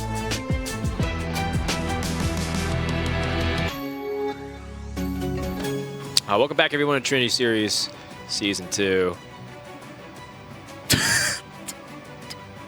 We're in the middle of a best of 11 between Team Love You Lots and Planet Odd, where the winner of this will be in prime position for the live finals. We take the top 4 teams to play for $150,000 here in the Intel Esports Arena in Burbank, California. Now we send Zalay up to the desk here and see if whether or not he can take down Planet Odd with whatever counter that he has, and it seems to be Murloc Paladin. Yeah, this is a big matchup for Team Love You Lots and for Planet Odd. If Planet Odd wins this match, it is a 6-way tie at the 3-3 match record score. If Love You Lots wins this match, they are then tied for first at the 4-2 match record score. But my goodness, this is some Murloc Paladin deck. I mean, the Finja, the Curator, very telling of that, but equality in the deck. Lich King in the deck. I know Zalay's been a huge fan of Lich King in just about every single deck in this metagame. I'm a fan of the Lich King, too. I love him. Yeah, I mean, that was the first legendary that I got from my pity timer in the first 10 packs of the expansion. And I got on my free-to-play account, too, in Asia, and it was very, very, very rewarding to have. Like, I just slammed it in every single deck, and I just realized that it's just good. Oh, hold on. Okay. So this doesn't look like a traditional Murloc mid-range Paladin deck. It looks like a Control Paladin featuring Murlocs. And I feel like this is almost a fusion of ideas, very similar to the Taunt Warrior and Pirate Warrior. It's almost like it's a Control Paladin with Murloc, just like it's a Quest Warrior with Pirates. That's right. You can see why Love You Lots and Planet Odd are such next-level players. They're always fusing strategies together, like great chefs and fusing together any American style with any other culture that is far superior to American food. This is the P.F. Chang's Paladin, if you will. If it loses, it's the Panda Express Paladin. Is Lich King or Uther the head chef? It's definitely Uther. He's got Uther as the hero and Uther of the Ebon Blade. Oh, yeah. Yeah. So and that's when he goes full Gordon Ramsay mode and he starts yelling at everybody. Yeah, when he's mad, he goes Uther of the Ebon Blade.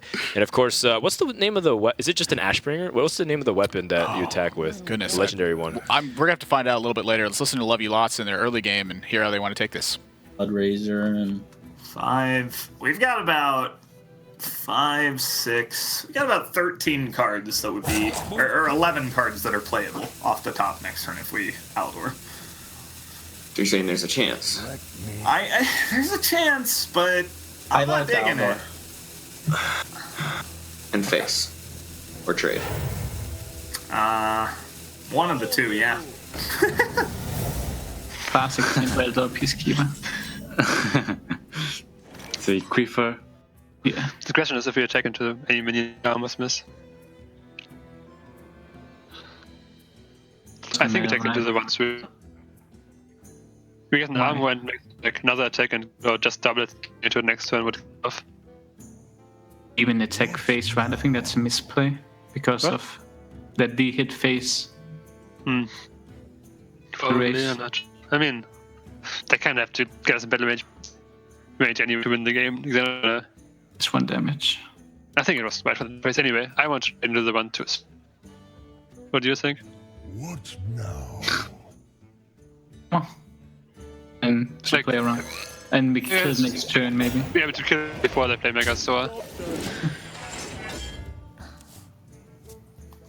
Well, you found a play, so I'm proud of you on that front. It's not a great one. No, but it's what we got. But it I'm is gonna one-drop hero power after I think for a few more seconds.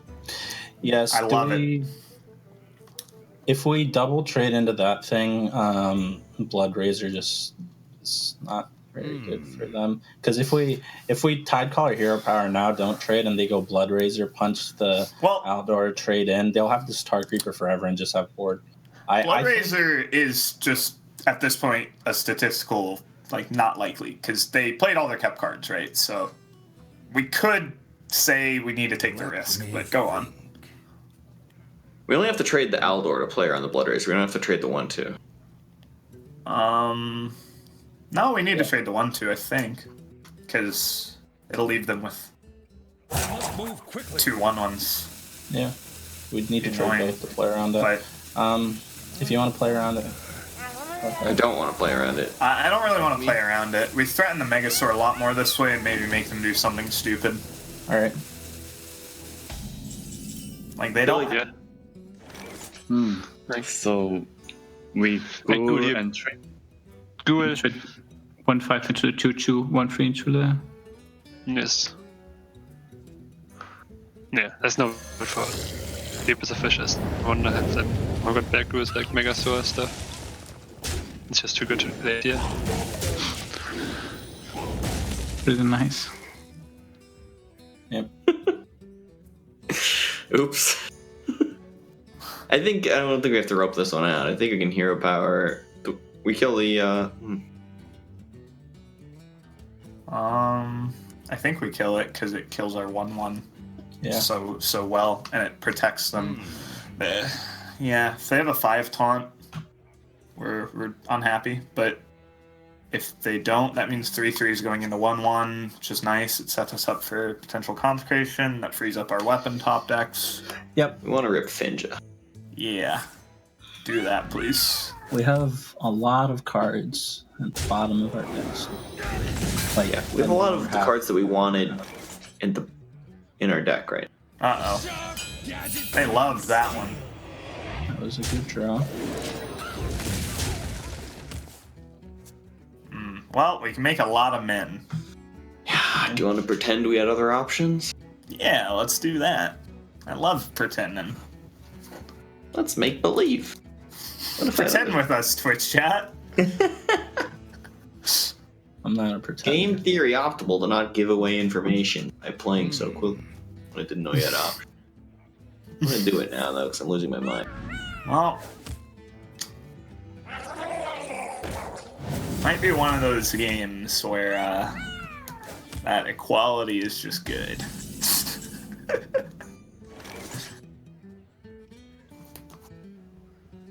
Dirty red here. No. Why do you want to do that? I'm just saying we could. Good talk.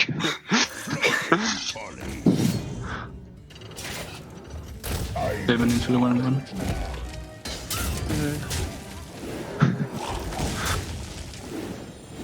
Would love to see consecration. Would love to see it, Ben Brode. Okay. We can punch the... Right. That is something we have the option to do. Well, then let's do it. We probably should. We're gonna hero power, because then we have an extra Oh, one. yeah. We're gonna hit that hero power button. This powerful. Well, they don't run into Battle Rage. We're pretty confident, so... Oh, yeah. There's no way. Don't worry, we didn't draw all of our top end. We still have a couple more powerful draws. You know, maybe... Yeah, like scale bait in this next turn would be choice. I just face think it. Okay. Sure. I wonder. I think I could trade this. It concerns me so far ahead. And consequently would get them like very easily. Like very handily. Yeah. Well, Alright. Creator. Okay, Kai got 7. Yeah, he does. And He draws us 3 Beast, a cards. dragon, and a Merle. And we can All kill the 3. 2/3. I mean, we're not too afraid of taking damage because we're gonna heal up. It's just that they have.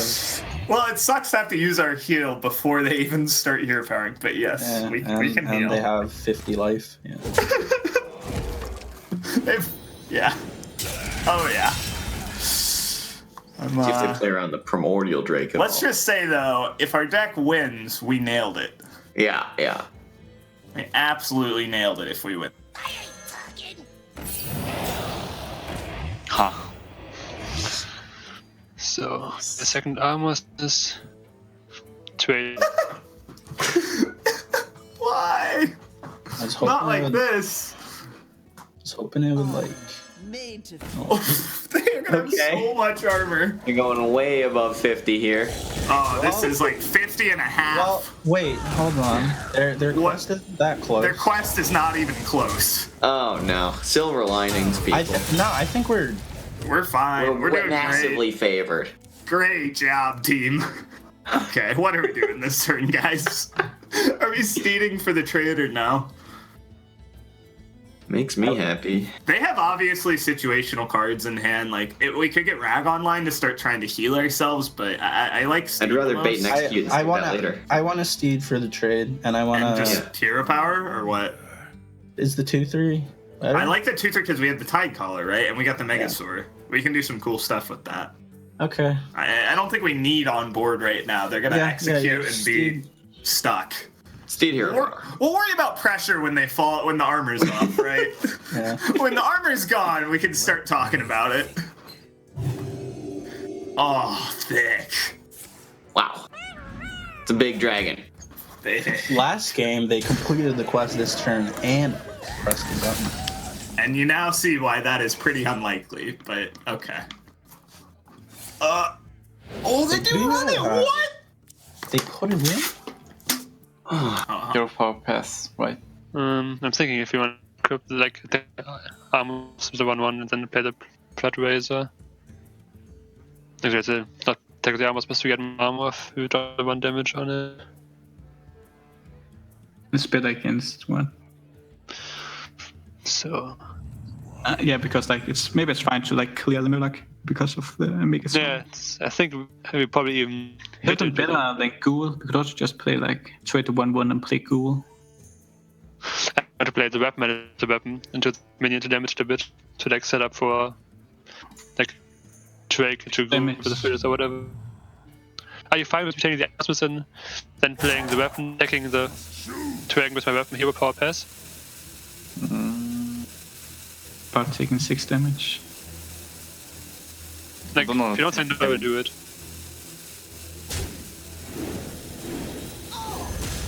But man, that 40 mana hand that LuL's had in the turn 2 is looking mighty golden now. Yeah, they're gonna have a chance to spend it all. It seems like because of the way Planet Odd's drawn, they've. This is just like, I mean, I know the raid boss is coming up with Kobolds and Catacombs, but right now LuL's is the final raid boss. You have to clear every single wing of this place. They're just playing Control Murloc Paladin, which is just so interesting. Well, you heard them kind of laughing about how they might recover from this spot.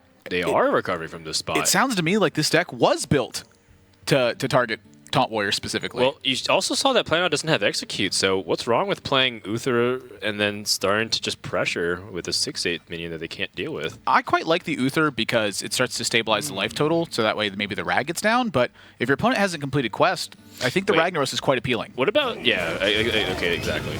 No, you're right, because you can heal it back up to a 6/14. That should be massive. Killing the Armor Smith cuts into the Brawl potential a bit, and that's a fresh Primordial Drake now. And Planet Odd looks like they're in heaps of trouble. Yeah, their quest is 3 of 7, I believe. 3 of 7. It's not good. They can brawl to eliminate one of these threats. I mean, you may have to be taking like the big risk brawl here where you hope your own minion lives. But you also have the opportunity to just kind of like take it slow as well because you have 56 life. And 14 damage on board. Yeah, you have 56 life. And you can afford to take 2 hits and still be okay. I agree with that. Curious, like, what draws really change the position for them super strong, though, outside of just more taunt. I mean, just play taunts in the way in the meantime? Yeah, try to get your taunts out of your hands so you can get the quest done. I guess that also keeps potential healing off of LuL's face, because every single time they attack into a minion, the Ragnos Lightlord has a chance to heal that. Yeah. I mean, right now you're three taunts away. You have 1 in your hand. Stonehill Defender.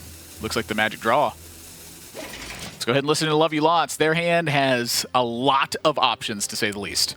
Yeah, we're going to Uther and keep the Lightlord healthy. Like, obviously, they don't have Execute. Okay. Sounds good to me. So I'm putting 11. We only missed 3 damage, but we're putting 11 into it. It's fine. Yeah. Yep. Yeah. 3 damage is not that much when they're. I dig it. 58. Oh, they're low. That's all I know. I like how it takes you like a second to comprehend what I said. It's like. Wait, what did you say? I didn't even listen to you. I said they're low. I mean, and I stand by my statement. Get him, White Lord.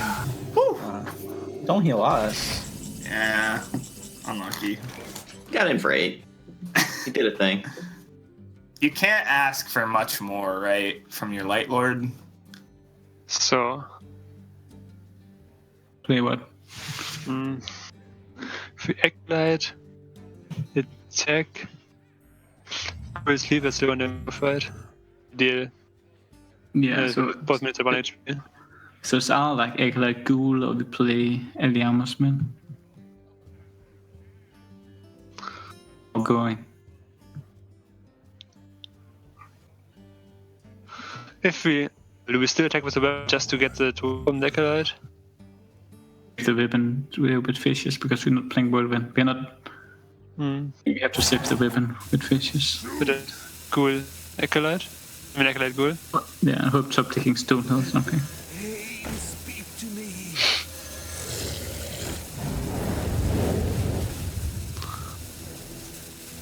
Do you play both? I'm not sure. I'll take both, but... I have no time to do it, I don't think. Okay. Sorry. We don't need to do anything again. Well, we don't, but they're also in that same mindset, right? They're thinking. Not really. We're pushing 14, dude. I know. 14's a good amount. It's a healthy amount. I'm not going to deny it. Frostmourne calls. Do we ever want to like trade the acolyte so it's not drawing as much? Yeah, currently it's drawing 2. We could draw 1. Currently, I'm looking at punching the acolyte, going face for 14. And, well, wait. I don't really want to give up our weapon. Well, I guess it guarantees the heal, actually. Yeah, that's what I was thinking. Okay. Because they don't have exit. I dig that. Yeah. Punch acolyte, face for 14. Our guys heal. One of our guys gets healed, and get a horseman down. We're winning. No. No horseman. No horseman. No, bro.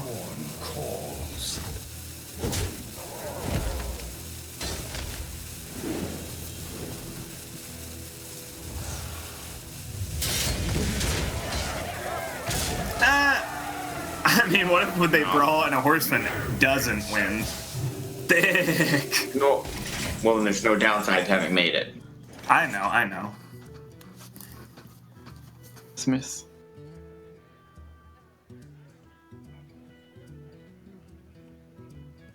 Right? Yeah, we just execute Light Lord, play Armorsmith, arm up. Yeah. 1 minion some bone. Yeah, I'm fine. Just do not check. Hope they don't play Tyrion or something. I mean, they're gonna play Tyrion this turn. Just for the like the way they attack the one to kind of show us safety, I think. Like they didn't heal Pound.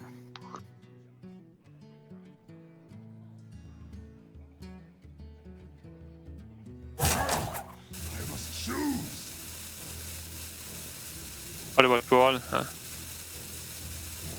Really, really good. What about Double Taunt? I think I like Double Taunt, what do you think? I think Double Taunt. And I get it, they just farm it with the minions. Okay. But like then we can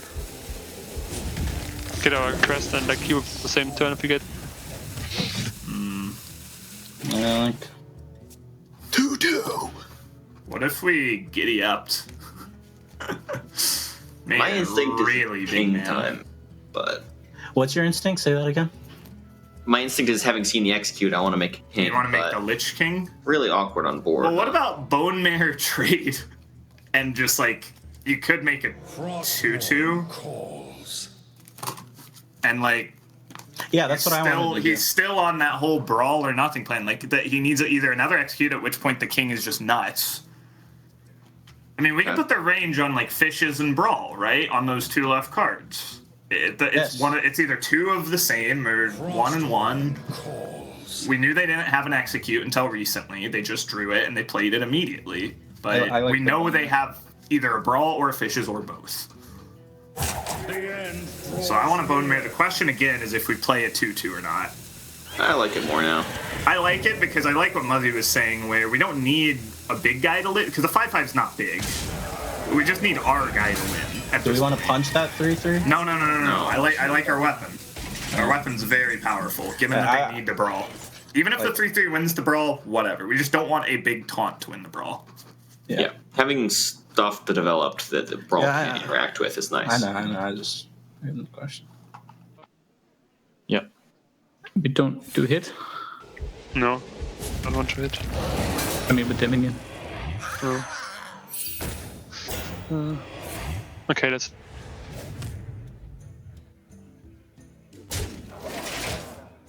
I don't know. It's so. Do we want a king before or after the brawl? Because if we force the brawl with the king, then we can do the murlocs, right? We need a player on fishes because they're obviously holding back this weapon for fishes.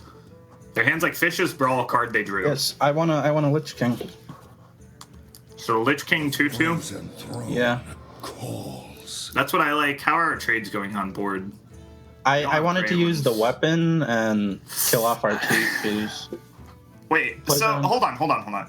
If we use the weapon, they still brawl, right?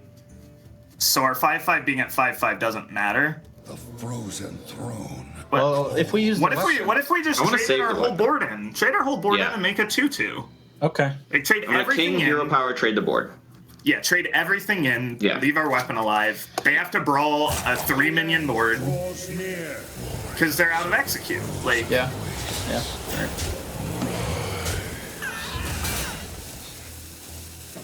We want to force fishes, force brawl, and then even when they complete their hero power, we just have too much small stuff for it to be good. Okay, stuff we can death grip. Well, okay, there's first mate, so we ideally want to see a first mate before we death grip. But they played a first mate already. No. I mean the second one though. But yeah, the 6/9 is in there. There's like Primordial Drake number 2. Curator would be good just to deny them. Yeah, we'd probably play it. We'd probably play it ASAP, but.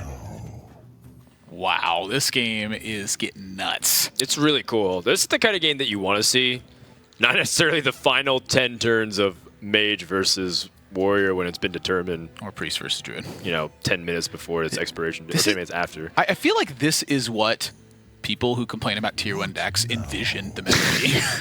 Having time to play Lich King, Ragnaros Lightlord, Curator, Tyrion, Uther of the Ebon Blade, Sunkeeper Tarim. This is Millhouse Manastorm in the tutorial. You just wait till I hit 10 mana. Yeah, or 40. I don't think Love You Lots will get through half their hand. Like in the sense that they'll never go below 5 cards, I feel like. I think they will win the game far before that point. I mean, look at how much is being used here by playing it on. Wait, hold on. What? That was really important. They finished their quest. Well, they played the 6/9 instead of killing the Lich King, so Lich King gets another draw. I mean, come on. It's already gotten so many cards. I think you're not even concerned about the card draw anymore. Although, check this out. I mean, they have Obliterate, so they can start pushing more damage, and you can start threatening the life total of the Warrior. That's Death Grip, right? Oh, is it Death Grip? Yeah. I apologize. I thought that was Obliterate. Mines are always Obliterate. I mean, I never get anything but Obliterate's really good in this spot. It is. 2 mana, deal 9 damage. Death Grip is also kind of funny because pushes them lower to fatigue. Yeah, it's like fatigue might actually come into play in this game. I mean, you heard Love You Lots' game plan. It was to exhaust all of the AoE, and then when Quest is online, just play enough wide stuff that the Die Insect hero power from Sulfuros is just not being directed towards face. And I think that's a quite a strong plan right now. Well, they have a way to get through this Iron Horde Matriarch through a combination of Elder Peacekeeper, keep their Lich King alive. They also can tear him after. Yeah, they can also discover a top minion through Stonehill. I wouldn't hate that either. Consecration looks good to me. I do like the opportunity to hero power a lot though with the 2/2. it's like you said, plays around the whirlwind effects. Just start forcing AoE. And the more you can pick up another weapon like Frostmourne, anti-magnet shell is also good. More stats. Nothing's being targeted anytime soon, but Planet Odd bad for Planet Odd. Oh yeah, they're under a lot of pressure. Let's hear how they want to handle this. I don't want to brawl this. What do you think? No, I don't think we need to brawl this. So you agree with Stonehill first? Yeah. Out of my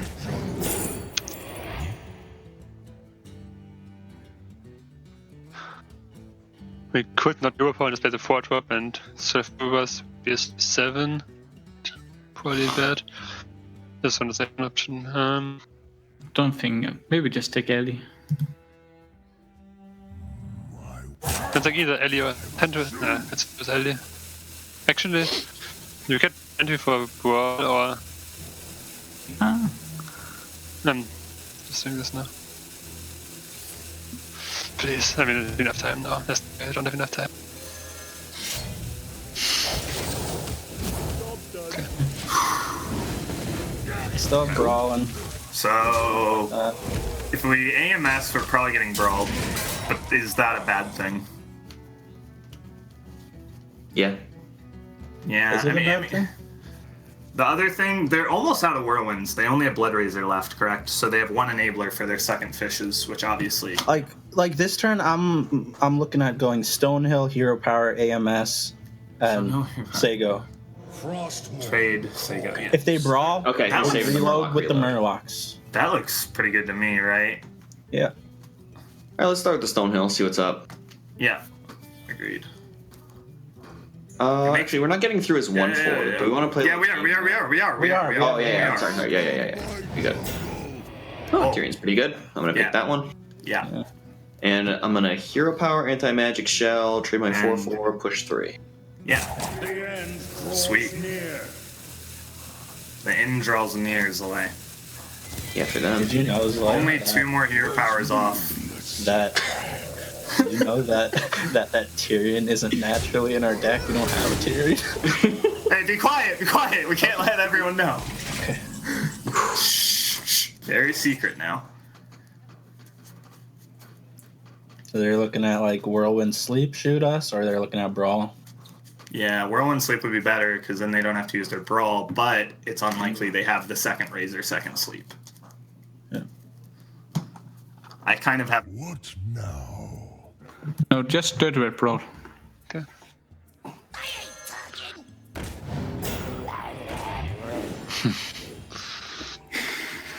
I think like if you have the 50 the board and keep Dirty Red on board, Dirty Red after all.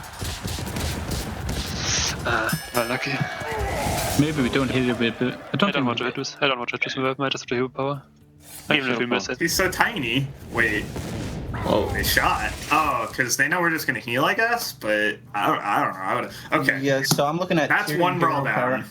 Well, no. If we Tyrion Hero Power, we need to swing. But I don't want to swing still. I still. What about War Leader Hero Power Scalebane? I think that's okay as well. I like that. We could. Okay.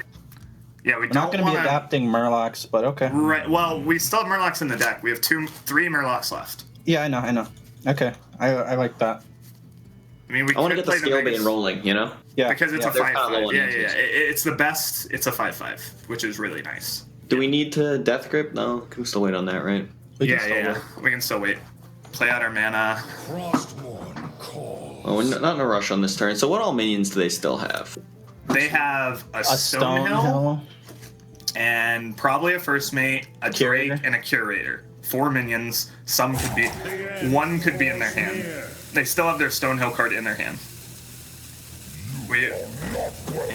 I mean, we kind of want them to Curator because they are kind of fatiguing. Did we say they have another Primordial Drake? Because they have... Yeah. They have 4 minions total, probably. They could have another, right? Yeah. I don't know. That Drake would be good here. That Drake would be good here.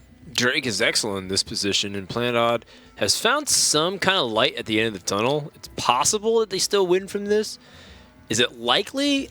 no, considering that they're so far behind the resource count that this hero power quite literally has to grind out all of the resources from Paladin. Because I don't think they'll be able to race the Paladin at the moment with a lifesteal weapon to make up some of that damage differential. However, I acknowledge that there's a chance that it doesn't work out that way. Wow, they're not even going to use the Sleep of the Fishes here. No, they need that Sleep of the Fishes. One activator left in the deck, which is a second Blood Razor. That's it. Or board-wide activator, that is. And it's like you heard from Team Levy Lots, they're in no rush at all. They could actually just win through pure fatigue if they're able to drag out the game long enough and set up a scenario where Planet Odd has no cards, Levy Lots has nothing but hero powers, and then Planet Odd has to try to shoot over the 2/2s. Well, Curator is probably not getting played for Levy Lots, but it does steal a card from Planet Odd's deck. Yeah. And so that steal now puts Planet Odd one step closer to that fatigue. Every single week, Levy Lots comes with a deck that seems like it's dedicated to being able to execute this style of game plan. It also seems to be the Paladin that they innovate the most. They had Murloc Paladin, they've had a mid-range Paladin that was focused on Corpse Taker and not on Murloc at all. It was like a Divine Shield Paladin. Yeah. And then they have now this Murloc Control Paladin, which not even really Murlocs, it just kind of has Murlocs at its base. And it's oriented around extreme value. It's like slow Paladin, basically. Yeah. I mean, I like PF Chang's Paladin. I think that's a really funny term. It's big Paladin. Yeah. Plus, I feel like they would serve Murlocs at PF Chang's. That's just me. They sound tasty. Yeah. I mean, there's one down the street we should go after. For dinner. We should go order specifically. That actually sounds really good because we've been here for a long time, so PF Chang's for catering. Hint, hint. Be really good. Hold the sauce for me.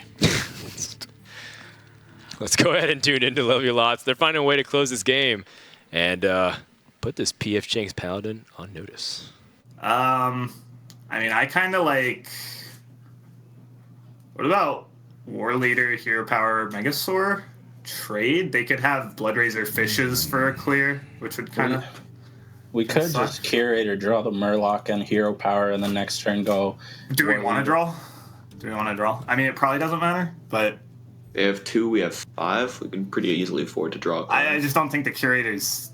I guess the 4/6 body is nice. 4/6 isn't bad. Alright, what's your instinct, Muzzy? Yeah, go for it. Yeah, play the Curator. Like, I'm looking at the situation. Curator and what? Hero Power and what attacks? Just 3/3. Just 3/3, 3/7 into 3/3. Yeah. The menagerie is... Their best play is Blood Razor Fishes, but that doesn't clear. They still need to punch, or they punch into the 4/6 with the Blood Razor. That leaves them with a 2/3, which we then finally hit because we would have taken damage, and then we can finally expand and get brawled. Like I'm looking at these situations, and it's like tough for us to lose. It's definitely I think what I'm thinking, the situation where we lose is where we haven't killed them early enough. So we have so many. This is where they start smorking us, right? They're gonna clear the board if they have both if they have both of the combo. Yeah. And they're gonna hit us for 10. And then we heal back up. We play dudes. One of those dudes is probably Tyrion because it's pretty tough to deal with. Mm-hmm. All right. First mate. Brawl. Stonehill. Do they have 2 brawl? I mean, we don't know. They played 1. We're assuming. We're assuming it's. We're also assuming on the first mate, but I don't think they're the first mate. Oh my god! All we really know is Razor Fishes, Stonehill, and then there's 2 mysteries. Well, Razor Fishes, Stonehill. Yeah, you're right. Like there's a Stonehill, a Brawl, and. Why didn't they just hit? We don't know that there's a Brawl. Why didn't they just hit our guy? Oh well. Well, we can hit now. It's just good. And then we get that Tyrion. Probably makes it the Tyrion turn. Tyrion hero power, right? We want to get that second weapon out as fast as possible. We have a Murloc reload. They're sitting on Brawl, maybe, plus Stonehill, plus maybe First Mate / Second Battle Rage, which would be equally as powerful. So. Put your faith in the light. I mean, they did get to extract a lot of info out of us, but we showed our hand very early anyway. We haven't shown equality. Yeah, we haven't shown equality. That's not obvious, I guess. Probably won't have to use it either. No, it is not. Well, we never win, right? We just want to see cards. There's no way we're gonna win. We want to see cards like Sensibly first, then he will try to kill Tyrion, so they have to play other stuff. Because Tyrion died. Not sure. So we switch the weapon? No, I think I'd rather, like, it's consideration, but I think I'd save the first for Brawl. Like, Stone now. And, like, have a chance to first mate Brawl later. If you play first mate, it dies, right? With the dead one. Oh, yeah, but you can Divine Shield. So you can hero power the Tyrion, but I don't play Stone. yeah, just Stone now. Hatchling, obviously. Yeah. Hatchling is the best card in the game here for us, hero power Hatchling. Don't attack. See what cards they're playing. hard. Yeah. So we can go. We don't equality. No. We can just go like kings and trade. Yeah. I mean, we're gonna trade hero powering. Yeah, we can hero power kings. We can throw down one more card. I mean, yeah, we can throw down one more card, right? Like, they have to brawl. The Finja, right? And if they have brawl plus a 6/9. Oh, wait, no, we can't hero power and Finja. I think we just hero power kings and call it good. Yeah. I mean, it's gonna win. Yeah, that's fine. Which one are we trading? Question is, do we skip the hero power, right? Like. No, we don't. Okay. Oh, yeah, and how do I distribute? I want damage on the Tyrion, right? Or, well. It doesn't matter. They don't have a. We don't think they have a way to kill a 3 target. I want to keep the Tyrion healthy and yeah. Do that. Hero power. Oh, is it worth hero power in here? Yeah, I think just because it makes shoot worse, right? Like they have a 6/9. They have to brawl if we start making stuff. I almost want to play one more thing, but I don't think we need to play. That's enough. Okay. I mean, I agree. It's probably enough. Like, really. Do we need to play Finja this game? They might think that we don't play Finja because we have a limited amount of Murlocs. Of course we play Finja. It gets better when you have a limited amount. Yeah, but like... we only pull the good Murlocs. People cut Finja. That's the point of the deck. But they don't play around Finja that well, right? Yeah, whatever. It's like a one-of. A lot of times they have to disrespect it and hope. It's irrelevant. It's irrelevant. Quality's a card that's good to hide. Finja doesn't matter as much if they know. Mm-hmm.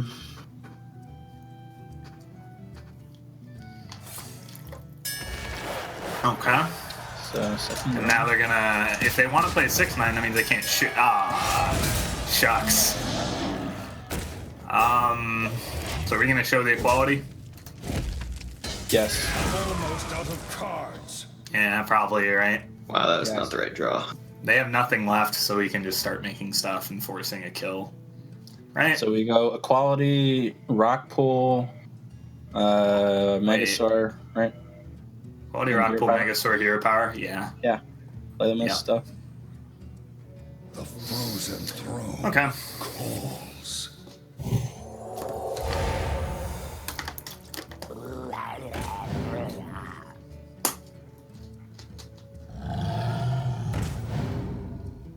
Divine Shield over Health and Taunt. What? I think Divine Shield's the best. Health doesn't matter if the hero power hits. They have a No. It's Divine Shield. They have nothing more to. They're gonna hit our 2/2, Muzz. Oh, but they're Blood Razor. They're gonna hit our 2/2 though. It's Divine Shield. It's Divine Shield. Just take it and hit in. They're gonna hit our 2/2. The Whirlwind's gonna get rid of the Divine Shield, so we have a 2/3 instead of. The health doesn't matter ever though. It could, but I know it. The Divine Shield and neither of them matter, so it's whatever. But the Divine Shield theoretically is slightly better in case they want to do something else. All right, let's talk about next turn. Hell yeah! Hey, it died anyway. So they have one card left. What is this? You guys are thinking Nazat's first mate? Well, we don't show anything. We just go face and make a dude and say go. Yeah. Who cares Hero what it Power is? War Leader Megasaur. I mean, we can play the War Leader, sure, and probably. We don't need to play you're right. anything. We don't need to. It really does not matter. Why are we playing things? Go at it. They've seen our deck. Like, It's they a know War to Leader and a us. Megasaur. Shut up. Alright, Divine Shield. Oh man, the old needless bickering at the end of the easily won game. So remember when they were at 60 and I said they were low? Yes. Yeah, they were really low. They were so low. They needed to On be at like cards in their deck. 200. They need to be 260 this game. Yeah. Get out of here. Alright. You think you can beat her? What do we call this deck? Alright. I don't know. It's just the good ones. That's the deck name. Yeah. Just the good You ones. think you can beat just the good ones? What did you call this deck again, Dan? I call it the PF Chang's Paladin. PF Chang's Because it's got Paladin. a fusion of everything. Yeah. This is PF Just Chang's the good Paladin. stuff. Yeah, listen up, guys. PF Chang's Paladin is now a new deck. It's got Murlocs. It's got the Menagerie package. It's got control tools like Equality and Consecration. It's got Death Knights. It's got the Lich King just for value. And when you're done, it's probably still bad. After you're done playing it, you just feel bad about yourself, yeah. And you want to lay on your bed and cry. And all those legendaries? Yeah, it's PF Chang's. Quite overpriced, yeah. Wow. I mean, PF Chang's is kind of pay to win, if you really think about it. 2 wins in the set now. Too expensive. For Team Love You Lots. They tied the series, and this has been a marathon of a day thus far. Control-style matches have been all day long. Yeah, and we're just getting started. We have a best of 7 remaining here, 4 games in. Yep. First team to take 6 wins wins the set, and in a best of 11 last Hero standing, it is important to be turning the corner at some point. If you just trade wins back and forth, that's not good enough. You need a deck that can take 2 wins in a row and break that serve. 159 damage delta. 142. Holy crap. I'm telling you, man, they were a raid boss that game. Wow. This looked like a tavern brawl, seriously. That's like the dungeon run for like a level 5 boss. They just keep doubling in health. That's not confirmed by the way. That's just my theory and speculation. If you play the dungeon run at BlizzCon, you saw that each boss kept doubling health, so hypothetically they kept going. Man. They even fought against rats this game. Yeah. Well, it turns out that the game ended up lasting almost 40 minutes, 45 turns. Jeez. Animals got a flight in like 3 hours. Yeah, that's true. I don't know if we can finish up by then. I'll just have to snuggle in bed with you. Yes. Well, there's always room for one more around the hearth, so they say. Make some room by the hearth, won't you, Dan? I just realized they've been also trading games back and forth. No deck has actually pulled away more than once. There also is a surrender coming up here. I wonder if it's the Rogue coming out, see if they can fight with Tempo Rogue and just outpace the Paladin. But here's another thing, too. Team LUL's draw was pretty much as bad as it gets. Their opening hand had Uther, Ragnaros, Primordial Drake, the Curator. Then they drew the Lich King. Spike Ridge Steed. Tarum. Now, they have Murloc, Tycaller, Violent Inquisitor, Rockpool Hunter, Murloc Warleader, and Megasaur and Scalebane. That's the kind of curve that they're looking for. So, and pretty much in terms of their quality of draw for early curve, last game was as bad as it gets for Team Love You Lots. Yeah, they had an Eldor Peacekeeper they tempoed out. And I actually think that tool is quite important versus Rogue because they're going to be fighting you with 3-3 so often that being able to play a 3-3 and turn theirs into a 1-3, I think is a very valuable play that can keep forcing action. From a Rogue opponent, if that's the queue up for Planet Odd here. But remember that that marathon of a game. I'm guessing we got a few new viewers since then. This is a huge week for both of these teams. Yeah. If Team Love You Lots wins, they tie the match record in first place at 4-2 with 1 week left to go. Right. If Planet Odd wins, there is a 6-way tie for a 3-3 match record, and the following week, the game score as a tiebreaker will make a difference. Oh, man. It's almost as if Surrender heard you. You kind of made a little PogChamp face. The fact that there might be a 6-way tie for second place is a huge deal. And that would leave only one team in first place, Team Liquid, and only one team in last place, Tempo Storm. Yep. So here we go. Make it exciting. I kind of wanted Planet Odd to take this here. It is the Rogue, and they have Coin, and they have Firefly, and they have Backstab. But I am curious how much of this they want to keep. Considering they saw so much top end, I think that Backstab and Firefly do have a lot of merit. because the Firefly just, once you take care of the first threat, sometimes Levulots is going to stumble. And so that Firefly is going to chip away for point after point after point. Well, if you know that your opponent has early game minions, if you have a backstab, you ensure that they have no early game stability. I guess what gets really scary is if you don't end up having good follow-up to Fireflies, you're just having 1-2s. So I like ditching the second one. And this is definitely a serviceable hand. If they draw anything between 3 and 5, though, I think it ends up becoming a pretty good hand. Oh, wow. Wow. That is a big pickup. Look at Zalay's face. He can't believe it. Oh, he can. He can. He's been on the receiving end of it several times, and that's exactly what they plan to do with this deck. And it's kind of like what we were talking about. They won't have a draw as bad as it got last game. That is almost the extreme example of a terrible draw. This is an example of quite a good one, though. Yeah, I can't tell. If you looked at this hand and said, well, this is pretty much a control deck, you would have just laughed. Yeah, if you would have gone, by the way, there is Uther, the Curator, Ragnaros Lightlord, Primordial Drake. Equalities. Bone Mare. Well, Bone Mare is believable. It's when you combine all Elder, of them. Peacekeeper, and Consecrations. It's just Yeah, if you showed me the list and said, and Tyrion was in the mix, and you're like, by the way, Tyrion's not in here, I don't know if I'd believe you.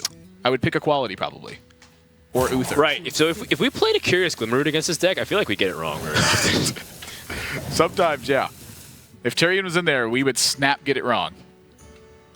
Oh, it's so funny. You play Curious Glimmerroot, you see like Tyrion, Equality, and like, Argent Protector. They considered just pushing damage. I wonder if that was a feign or not. You gotta stop the Cold Blood threat.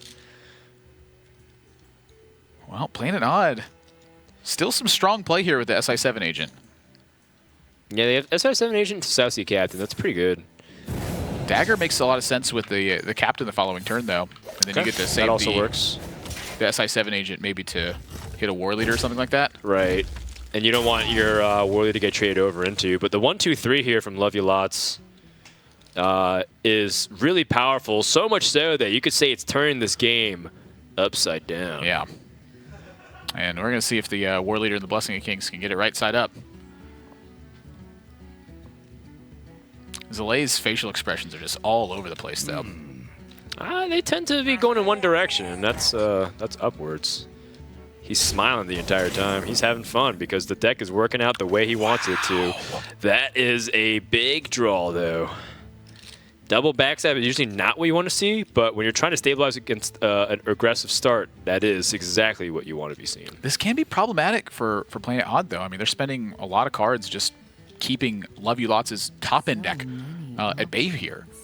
Eventually, they're going to be low on resources themselves. They need Bile Spine, they need Cobalt Scalebane, anything big to start delivering that big punch they need. I think they'll be fine in the end because they have not only the SI but South Sea Captain. South Sea Captain is almost kind of like an SI7 agent in a way. It summons the 2/2 patches.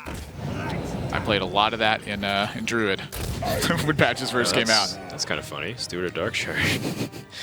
If only. If only. Patches, just wait a second. Ooh, nice spot here from Surrender and crew to find a full clear. Utilizing the coin. Yeah, this is a very strong play, and that 1/1 still representing the 2 damage with the captain as well. So this is quite good, and Love You Lots is stumbling, and this turn could spell trouble for them. This is actually the value of seeing Blessing of Kings early because they know that that's kind of an ideal 4-man in play. Let's tune in to Love You Lots and see how they'll play for this turn. Yeah, it makes sense to me to just give it up. Like, who cares? Maybe it forces Dagger. Maybe it definitely forces trades. So they used coin in both backstabs, so we shouldn't be expecting like backstab Vile Spine or something. Right. Like they're really hard to have 3 backstabs. It's near impossible. Turn 5. Into consecrate. Yeah, keep the 1-drop. That's it. Like, there's a decent chance I want to consecrate. And you barely trade away? Yeah, definitely. Double value trade. Like 1 or 2 HP on the SI doesn't matter.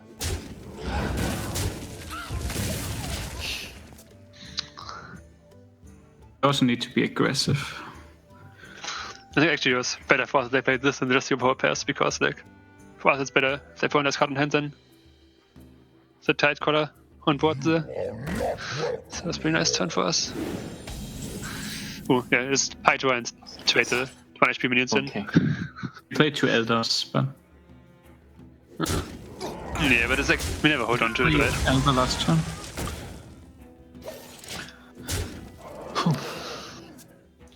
I think I probably played Aldor the turn before this one, like on turn 4, they had it. I mean, it's the best play.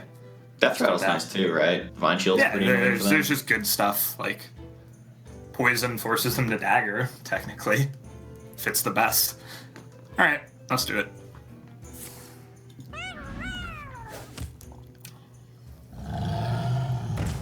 Oh, can't be targeted and 1/1.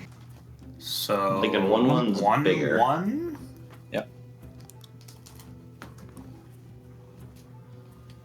Volcanic Might. You got adapteronis? Mm-hmm. 8 damage face. Okay, I mean, there's still... Wait, okay. I guess we can... Actually, wait. We could still Cairn if we wanted to. Like, the 5/4 doesn't really do anything. Well, but, like, if they get like, bone mat targets and a steel target... But you can still just, like if it's sleet, it doesn't trade into anything, really. Like, it doesn't trade into 8/8 still. It's only 7 attack, and we can fight spine the next turn. I'm fine with fight spinning now. You can fight spin now if you want to, I'm just saying it's a consideration.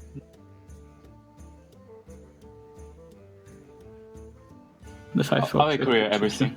Yes. Okay. It's what? You know they're gonna have that 1 quality and the 1 of Consecrate now.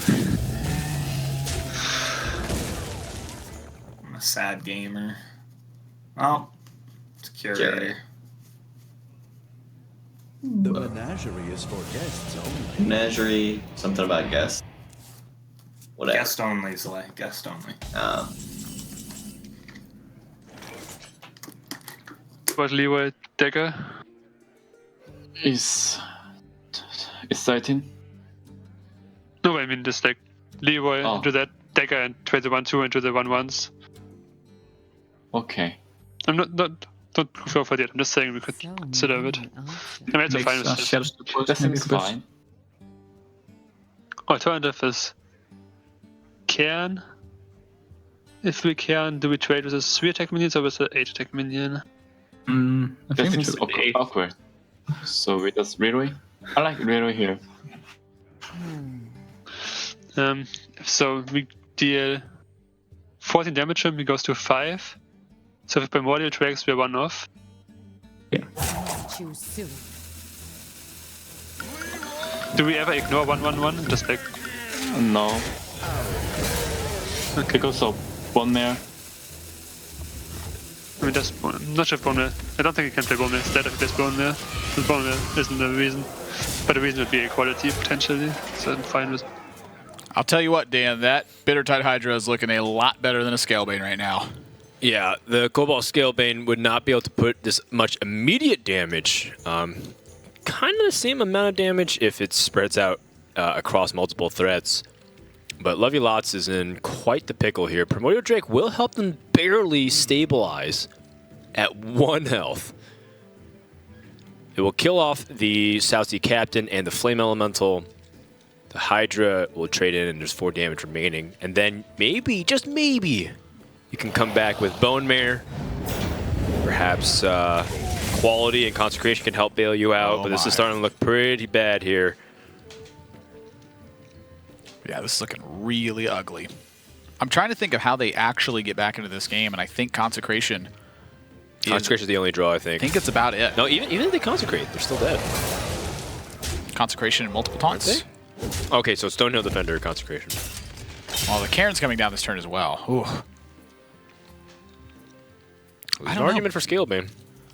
There certainly is. I mean, Scalebane plus the Steward of Darkshire. Planet Odd is going to give the nod to an Equality Consecration, it looks like, though. I don't know. I think I like the Steward of Darkshire and Scalebane better there.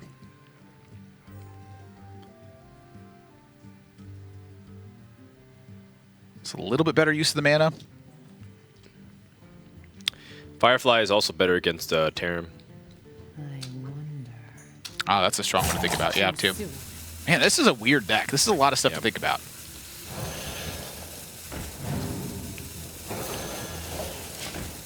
but it is a lot worse against Consecration. Consecrator bust. 2 of them. Oh! Zalay! Wait, it's not over yet, though. Consecration and Stonehill needs a little extra change. You need a 2-mana minion or less off the Stonehill. They get it! Wow, Frostwolf Grunt. Let's listen to Love You Lots. It looks like they still have hope in this game. If we win this game, I am so done. Please. Yeah, it kind of looks winnable. Huh? I have squelched. I have squelched. You can't squelch in... Oh, you can! You can squelch and spectate? Yep. That's so overpowered. I think 1/4 because it's just like less, like if you bone mass attack matters way less than the +2 health. We I think play, we do into 1/4 and play 3 and 5. yeah, because bone mass charge attack. Yeah, it's if you just make a big bone, he just needs like 1 equality or 1 terrain this way. And we trade a 1/4, right? I think so, yes. We are on street. Wait. Are we ever dead? No. Like he has blessing. I guess he doesn't play True Saver, right? We only need that to pressing and 2 saber. I think we do the 2/2. I'm scared. I'm scared of double blessing. I mean, we don't. Really? Do what you think. I just think it's more likely than that the HP on the minion matters, but do what you think. I'm fine either way.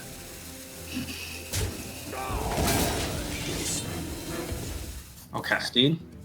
So we cannot Uther, right? Can Aldor Bone Mare? I see Aldor Bone Mare. Yes, that's... They would have 4 on board.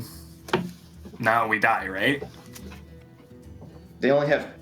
We die if we do that. So, well, we have to trade in the Scale Bane, correct? Or are you saying you want to Bone Mare the Aldor, which is what we'd have to do there? That makes sense to me if we want to do that. Yeah, so hold on. So if we bone mare this, Peacekeeper that, trade in. I see Aldor the 7/1 and bone mare the Aldor and go face. And then if they can't kill everything, Yes. which we know they can't, we have lethal with Uther. Yes, that's the out. Okay. Well, let's sit and look for other things. We got time. That's all I see here. Uther's dead. Kings is dead. It's the only play. Alright. Aldor so make sure you bone mare the Aldor. Bone mare the Aldor. And that's the important part. Hit him in the head. Okay. So. Yeah. Just sit on the 3 Okay.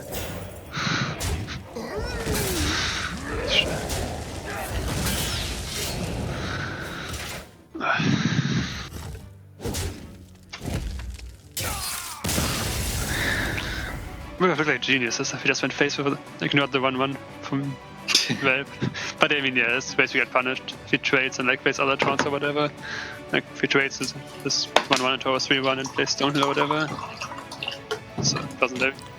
Planet Odd takes game 5 in what was a crazy close finish. There was actually an opportunity for Paladin to use Uther as just a 5 damage source to end the game.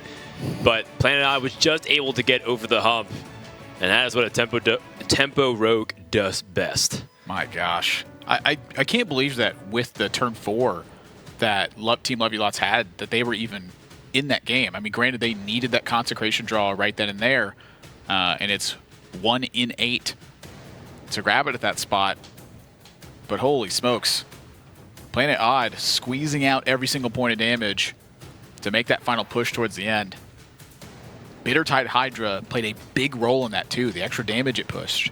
The fact that it threatened the Primordial Drake the turn it came down. Cobalt Scalebane would not have done that, and in fact could have been a liability in that spot instead. Yeah, and then also you kind of factor in how much damage the Bittertide did to the rogue itself. If it took 1 extra damage, you never know if they're able to push a little bit more and put just enough pressure.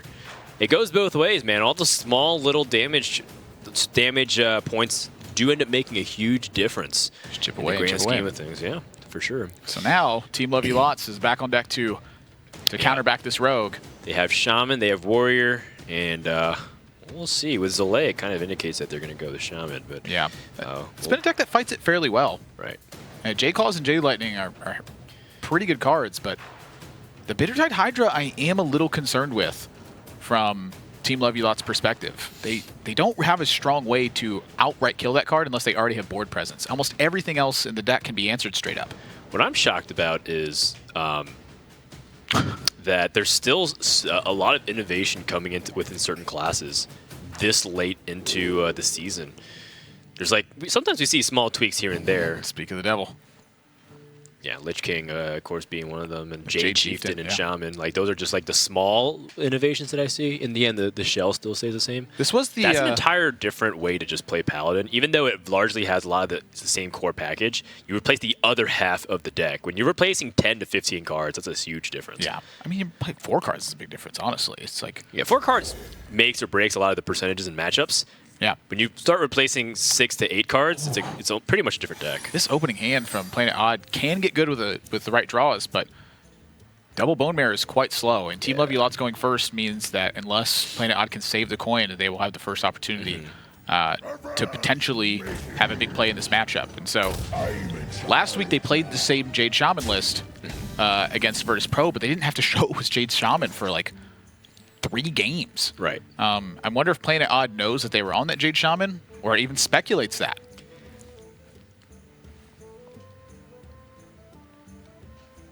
It's a tough call to make, and this hand is... I mean, this is looking like the Levulot's Paladin hand number 1. I think one backstab can really help turn it around, though, because Shaman doesn't exactly have a very good hand either. They don't have a Primal Fin, no Flame Tongue, no Jade Claws. So they're stuck here with power for the next 2 turns, and if Planet Odd can stabilize with SI7 Agent, maybe even a bigger Van Cleef, South Sea Captain, it's a completely different story. In fact, even daggering here is not bad on turn 2. Oh. That can be quite good, but again, their hand's so clunky that the coin is just not very appealing, so I think dagger is probably right. Maybe 4/4 Edwin, it sneaks right under where Jade Lightning would be. Yeah, I think because your hand is so heavy, I'm inclined to keep the coin in the very beginning, partially because of how heavy my hand is. They're worried about slipping away. Van Cleef the turn before Jade Lightning can come out to play. Wow, this is really, really aggressive, and I kind of like it, actually. Let's go ahead and tune into the teams and see how Levulot's is going to adapt to this. Oh, it is a lot of stuff. Yeah, and we have like lightning and we have good follow-up. Right. We're setting up. But we lose the Doppelgangster Evolve on 6. We do, good follow-up without. I like what Muzzy's saying.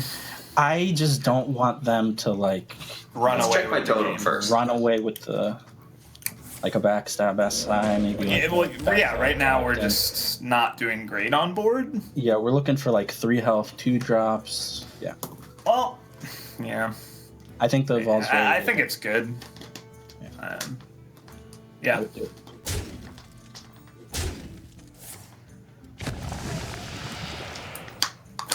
Ew.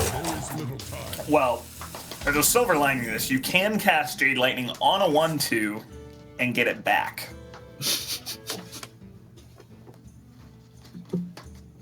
We gave our That's a totems, fact. Give our totems some attack and we gave some other. Yeah, it's just what the card says. I think Edwin always raises a 3 attack when I'm pretty sure. But I think Patches does too. Okay. First, the pirate's code. I'm in charge now. They trade our 3/2.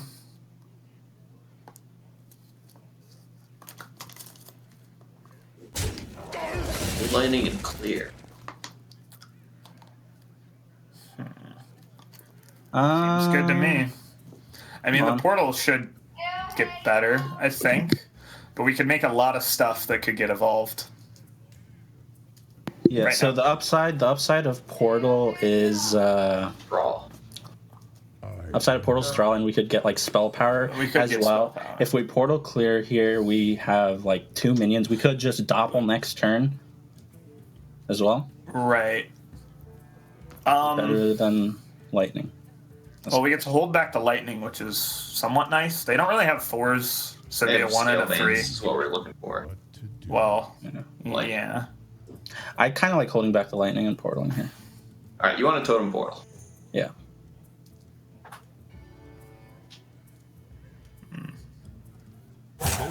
Okay.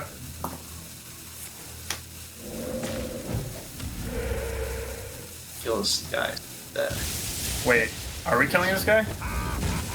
Why are we killing this guy? Because the value trades are 0-2, or what? That's what I was thinking. Like, I was rather than thralling next turn, I was thinking we could just doppel next turn. Yeah. Because if he just daggers this, right? Yeah, I mean, we're doppling into stuff if they play stuff. If they don't play stuff, I love it, but... Yeah, like, but we have a 1/1. They want to dagger this, like... Yeah, and I guess if they kill the doppel, it's like, whatever. You know, it's a doppel. We don't have an evolve. Top deck. Maybe we just don't want them to draw, like, Firefly or something here. Yeah.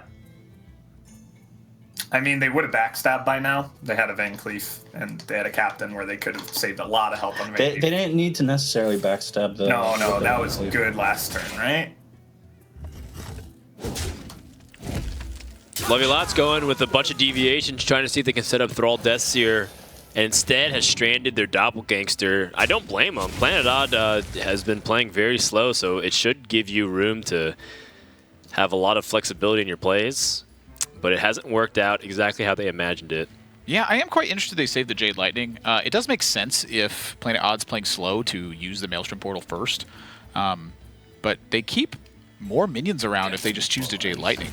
Rather stronger minions around. Everything would have had power on board, and so the South Sea Deckhand would not have been a possible draw, but still requiring a lot of attention. And in a very weird way, too, because like the way Planet Odd's hand has kind of played out, because they haven't been taking initiative and playing reactive, it's given them quite the powerful curve. They can full clear this board, set up Cairn for a Bone Mare the following turn. Yep.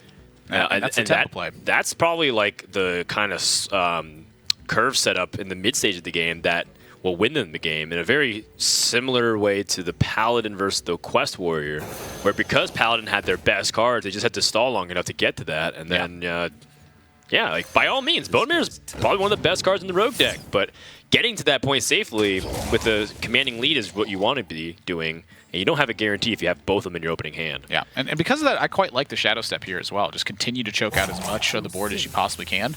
Although there is some merit to holding on to the Shadow Step, seeing if you can trade the SI over something and then using it later on. Yeah, I like would prefer the favor of it right now, since if your opponent's playing a Doppelgangster as a tempo, something smells a little bit fishy to me. I would tend to want to clear as much as possible. Yeah, I have seen people get very greedy with their Shadow Steps, like, oh yeah, I can Shadow Step Bone Mare. You have 2 Bone Mares. Like, what? Are you trying to win with 3 Bone Mare Battle Cry effects? Sometimes that's what it takes. I mean, Love You Lots is actually in the position of trying to stall the game more than Planet Odd is as well. Right. I don't think that Planet Odd knows that, and because of that aggressive play is actually compounding the issue for Love You Lots. The fact that they've just been spending as much as they can ends up way better for them, I think, than they anticipate. Yeah, and I mean, now it's easy for us to look with hindsight that Doppelgangster Evolve would have been much better in this position. But from Love You Lots' perspective, they wanted to fight for tempo, and Thrall Deathseer would have already gotten his Battle Cry, upgrading 2, maybe 3 minions. Yeah, this is the other issue with using the Jade Lightning later, though, is that now the Jade's unramped. I mean, they would have found themselves with a Jade Spirit this turn and getting a 2-2 and a 2-3 instead of the clear there. So I don't know. It's really tough to say, I think. What that early play on turn 4, I mean, that changes the entire scope of it if they go the Jade Lightning direction. It's a brand new game. Yep. It's one of those things where you wish you had an ability to kind of analyze things from a sandbox perspective, but we'll have to settle for the next best thing. Yeah, passes in the past. Let's go ahead and listen into the teams, see what they're thinking. Okay. I mean, that one's big, so you can play it. You can play that one. Warriors, come out. Oh, this Bone Mare's gonna kill me.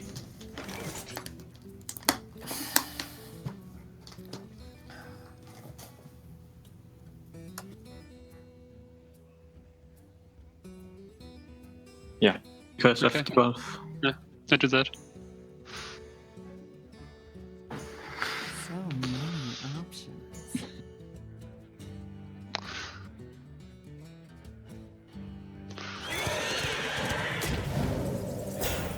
We still have one catch from them. You just made an unintentional horse noise. Yeah, that is not to mention. Yeah. I'm a horse gamer. Okay. So I want to like Corsair, Hero Power, Thrall. I kind of want to Doppel. I was kind of thinking like. What'd you say, Slay? I was hoping to evolve my Doppelgangster next turn. Here's what I'm thinking. We Totem, Corsair, Doppel. We hope that they don't find the trades appealing. And we Spirit Deathseer, or we Flame Tongue Totem Deathseer, or something. Like. Oh, you want a Spirit? I don't think a 3-drop and a 3-drop is getting us there. So. Well, if we go, yeah, I don't like the Thrall Deathseer either. The other thing we could do is go like Jade Spirit, Hero Power, Flame Tongue. Hope they take the trades. It gives us more time to draw towards an evolve. They're gonna develop. I want to play the Doppel and the Corsair and a Totem in some order. Okay, do that. I think they need to screw up at this point.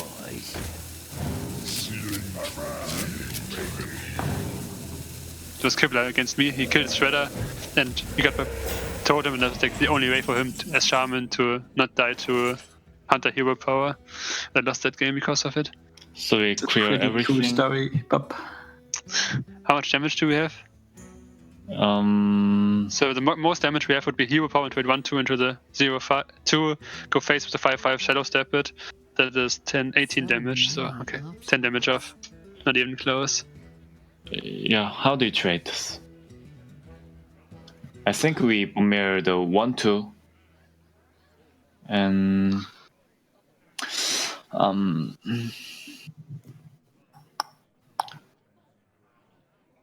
wonder. Do we have a Shadow Step or other bone man, like trade into 2-2 and Shadow Step it? Oh, maybe. If you do that, you might even play the new bone mare to like use our mana more efficiently, like we could then play Tark Reaper this turn as well.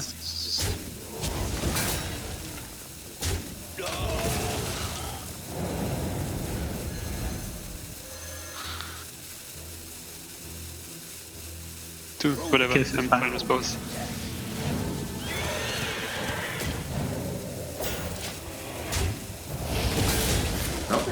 Yeah, they took the trades. Did buy us time. So we take our evolves, right? Spirit Straw. Yeah. Is Spirit Thrall better than like a bunch of 3-drops? Right, we can Firefly, Thrall, and then take 4. It's a 6 and a 5, which I don't think's better than. Well, we would Totem. It's 4 3s versus a 3, a 5, and a 6. What are the good 3s? There's really not much. Like, the 3s are pretty poor. Scarlet Crusaders all across the board. I mean... What, right. 5 and 6? Despicable Dreadlord's a good 5, even though it doesn't do anything right now. Doomguard. I want the 5 and the 6. I'm going Spirit. Okay. Doomguard, Argent Commander. There we go. Button. Yeah, give me those. Button is green. We also can just get big taunts this way. The other way we can't get big taunts. Very average. They're very bad because they just value trade. Right. I guess we bomber the Karen and trade. Oh, really? I thought about like. So one second, what if we just bone mare the 2-2, trade Kian and face into the 6-5 and go face? Sorry? We could bone mare our 2-2, trade Kian to the fire elemental, dagger down the fire elemental and just go face. Just go pace everything? I mean, it's super vulnerable to devolve, right?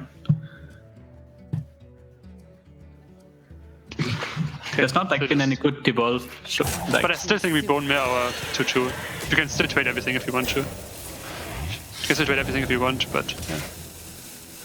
What about this trade? I like value trading. Yeah, sure.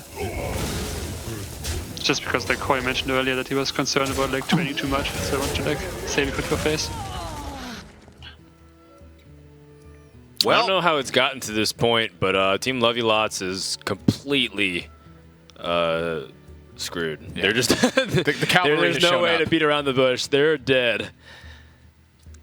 10, 15, 21, 25, 26. They're technically alive on board.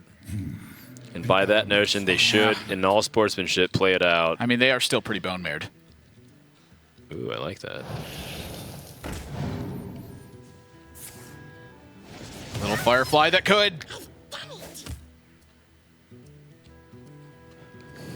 Come on, bro. A sign of last game.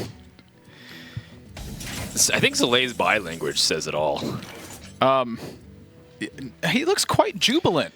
Well, Zalae's usually a guy that's kind of standing up. He's a firm believer in, the health benefits of not sitting down for 8 hours a day playing Hearthstone. Instead, he likes to stand. In this case, he's taking it easy, lounging it up.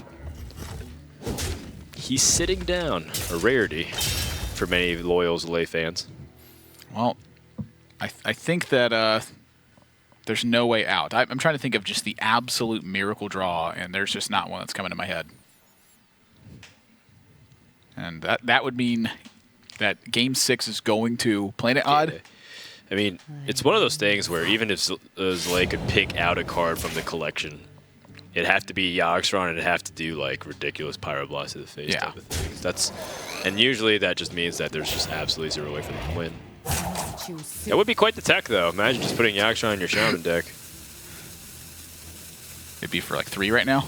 You actually can evolve a Yogg now because of the Snow Fury Giant. Oh, yeah, that's right.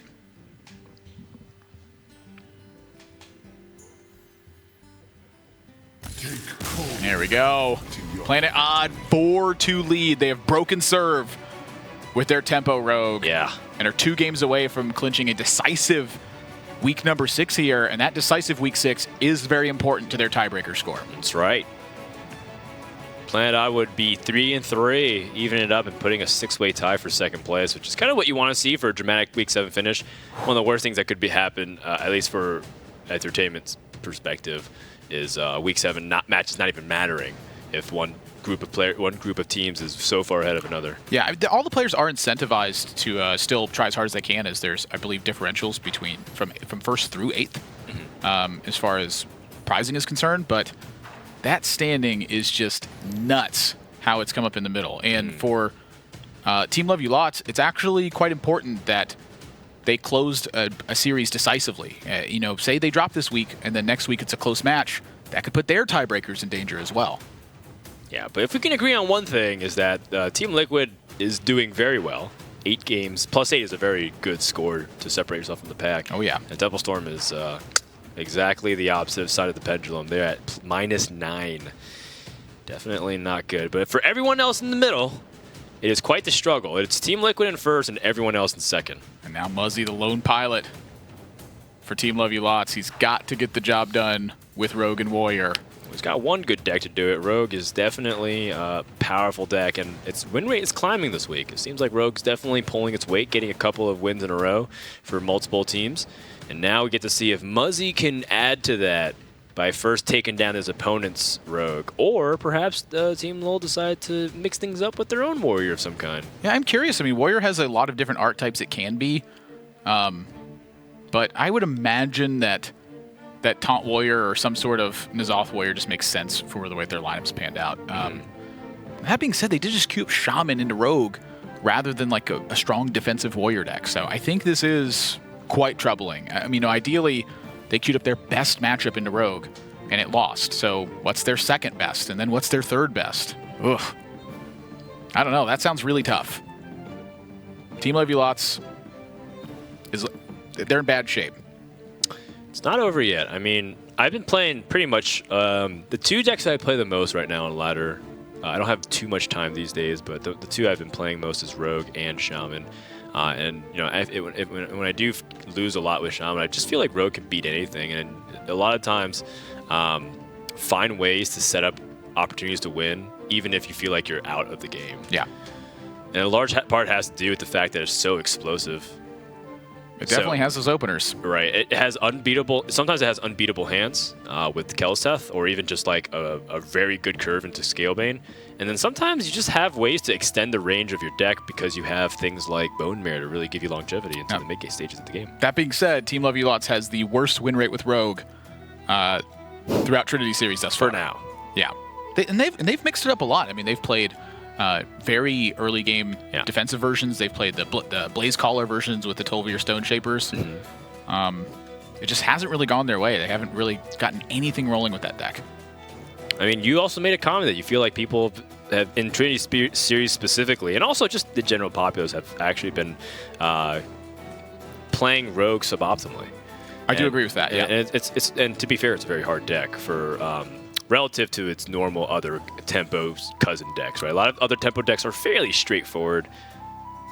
Murloc Paladin, for example. Come on, there's not really much to do if you just have like 1, 2, 3 Murlocs, but there's a lot of ways you can utilize very interesting combat tricks like Shadow Step, and how like the timing of what you'd use your patches, for example, in Rogue. That alone could be just a huge difference maker. It's something that's important to note for I think Tempo Rogue specifically is that when you have the above-average hands or the nigh-perfect hands, of course anyone can win with those. That's not really an issue with it. You play powerful cards in a row. It's when you have the average hands or the slightly below-average hands, and you can end up winning those games anyway.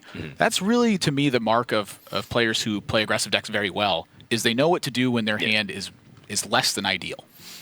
Yeah, a lot of players don't care about that. they just usually care more about being able to hit a certain rank. Like, you want to care about hitting rank 5, so you generally try to play the best deck to increase your odds, even if you don't play 100% optimally. But when you're playing in this tournament, every single game that you can get and squeeze out matters a lot, because game differential will be the tiebreaker. And it seems like the way things are trending, we're gonna need a lot of tiebreakers to see who's gonna go 1 through 4. That's right. I mean, potentially the difference between a chance at winning first place in the tournament and not going at all. That one game could do it. And we've even seen the differences in this series alone. Remember that Paladin versus Rogue game? 1 extra damage being squeezed out. Oh my. And this is a big offset now for Team Love You Lots. I mean, Warrior and Control Warrior specifically, non-taunt Warrior Control, can be quite strong versus Rogue, as you have a lot of ways to sweep boards. Kel'Seth not only exacerbates that issue because the Whirlwinds aren't as strong, but the Shadow Step on it now makes every single minion +2. And that is a big problem for Team Love You Lots. Yeah, particularly because Planet Odd has not drawn their patches yet, or played any Pirate. I mean, what draw in their deck is bad right now? I'm thinking Cold Bloods. Oh my goodness! Sorry, it's just been. you know, it's like kind of funny when the number on the health and attack are so big, it doesn't even fit in the bubble anymore, and you just see these 2 10-10s, and it's like, wow, that's a 10 out of 10 right there. Remember that muggle at the beginning in the tutorial? Jeez, I don't know. It was so big at that point. Kind of intimidated me for a second. Just the Bitter Tide was showing up as a 10-10. Now, it doesn't matter in the face of an Execute, but Team Love You Lots is going to need a lot more help if they're going to try to stave off this Rogue. Now, if there's one class that can do it that's irreverent of stats, Warrior tends to be it. Brawl and Execute don't really care too much about your stat lines, but things like Sleep with the Fishes and Whirlwinds do. Yeah. So we'll see how that dynamic ends up playing out for this game.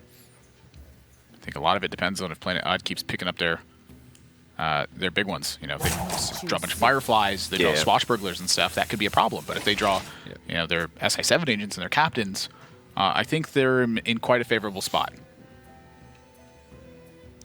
Ooh, Acolyte's a pretty interesting draw, too. I think I mean, you got to go with this right now, right? Oh, yeah. You need to get greedy. You recognize that your opponent got the nuts, at least the nuts opening, which is Kel'Seth Shadow Step. And now you have to find an opportunity to strike back. Weak turn for Planet Odd here. Yeah. This is the weakest turn that they'll have in the game, because it seems like they're going to have powerful turns back-to-back with Bitter Tide and Cobalt Scalebane lined up and ready to go. Now, I mean, that being said, the Execute is going to be quite a big blow to Planet Odd in this spot. I mean, they need to really deliver damage here and find a spot for Leroy. If the game goes on too long, Love You Lots is going to fully recover that spot. Right, and here's another question. Do you just let the Acolyte draw cards, or do you just kind of take this turn a little bit slow? I'm glad I'm not in Planet Odd's position, I'll put it that way. Because I hate the idea of Cold Blood having to trade into an Acolyte of Pain. It's just because it's just not what you want to do with it. Yeah, I mean, Ideally, I think it is the right call, considering that there's a huge punish with Blood Razor. I agree. I think ideally, Planet Odd just finds a spot to repeat damage with a minion, whether that's Cobalt Scalebane or the Bittertide Hydra. Right. That's their goal. And now, even without the Acolyte synergy, Razorblade is a really powerful card to try to set up for the executes. Grenades, Razorblades? Sorry, I meant Blood Razor. I don't know, but it's about to shave the legs of this Flame Elemental. Like, we're coming up on hour 7 or hour 8 of the broadcast. I'm going to mess up a couple of words here and there. But, no, you're totally right. M reference. Great brain reference. Brain fart. 10-10. When a minion attack represents a Pyroblast, and you just go, kill it. Execute. Yeah. It's just so funny that Execute used to be 1 mana, and we thought that, like, man, that's just so, like, normal. Actually, if I could take it aside, Execute was one of the most, like, there's been a lot of nerfs that have been very controversial in Hearthstone, and some definitely were overkill in hindsight, and we can definitely revert some of those. But one nerf that I felt like was really good was Execute, go to 2 mana, because its win percentage actually went up, ironically enough, even though it got nerfed. But its usage rate obviously went down. Yeah. So that's actually a really good effect. And that's one of the few I feel I can think of. A lot of other nerfs definitely could be revisited. I mean, now it doesn't even die to your Geists now. Yeah. The long con. You can definitely put it in so that Skulking Geist doesn't eliminate it. Go ahead and listen to Love You Lots. We're approaching that part of the game where things can get awfully tough.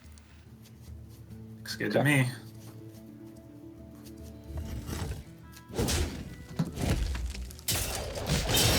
We could have played our Mountain Fire first to avoid backstab, but no, there isn't a way, right? Because the fishes. Yeah. Oh yeah, my bad. Yeah.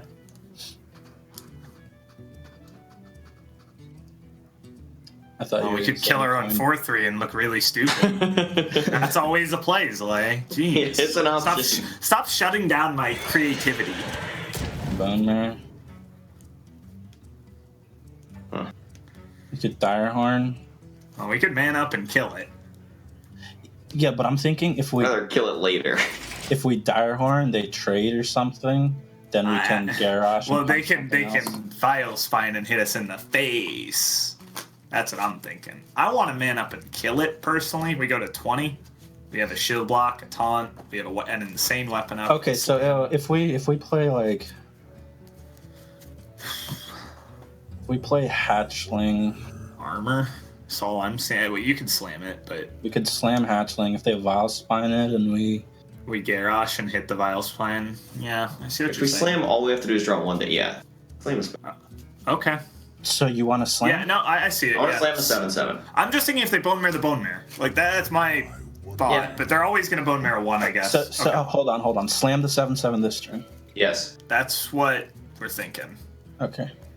We're hoping to draw 1 damage, and in the worst case, we Scourge Large Garage. I think that's decent. Unless then it draw 1 damage. So now we Direhorn and face.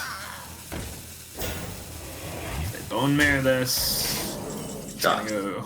Yeah, well, it's gonna go to 2, and then back to 6. Yeah, it really sucks, but. Okay. Yeah, but I want to go face.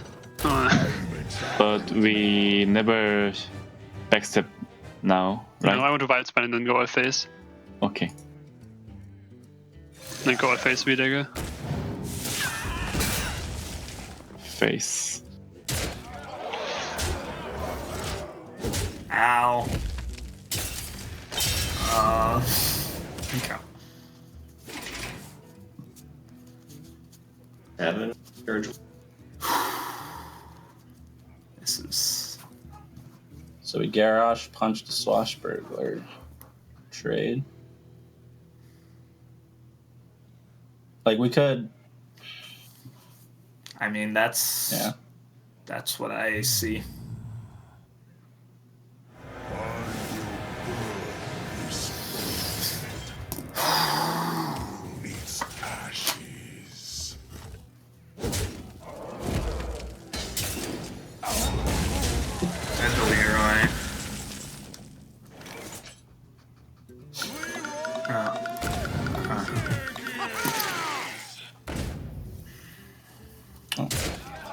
Draw this game. What? Got a good. Rogue gets there again, and its win rate is finally equalizing to what we come to expect. But when you're seeing Shadowstep and Keleseth come together, that's kind of what happens. And it was actually kind of due for it to happen too, because Planet Odd had a couple awkward draws the game before. You saw the double Bone Mare with Cairn in the opening hand. Yeah. That's the bad end of it, and it still won. Yeah, I know. And then you see the double Keleseth, of course, that's when they win too. Three games in a row. And now they're on one game away from securing the match and putting themselves in the best position they can prior to today for Week 7. I just want to point out, if Planet Odd could win 3 in a row with Rogue, the same thing could just happen for Team Love You Lots. They could just put up their wins as well. The problem is they have to get through the Rogue first, and now they're out of counterplay. Well, I mean, that's 50-50, assuming they're playing the same decks. If they're not built for the mirror, maybe they focus on something else. No, it's clearly not built for the mirror if they're going to go Warrior first. That's what I would say. I think Warrior has an okay matchup against it. It's just that the Shadowstep Keleseth offsets all of your Whirlwind effects. It even offset the Scourge Lord Garrosh that game. The extra damage from the patches, and then the Bone Mare was 1 health above being killed by the Scourge Lord Garrosh weapon that game. Frostmourne. Is it Frostmourne? No. Shadowmourne. Shadowmourne, that's the one. Yeah, Frostmourne is the weapon from the Lich King. That's right. Well, looks like we're going to go to Rogue Mirrors. You saw a little shot of Muzzy. Looks like he was browsing the subreddit. I recognize that sidebar anywhere. I don't. Of calendar of events that never happen anymore. Shout out to the Reddit mods, by the way. I hung out with them at BlizzCon. They put a lot of time in it. I know people complain about, mods in general, but I think they put a lot of time and effort that sometimes go unnoticed.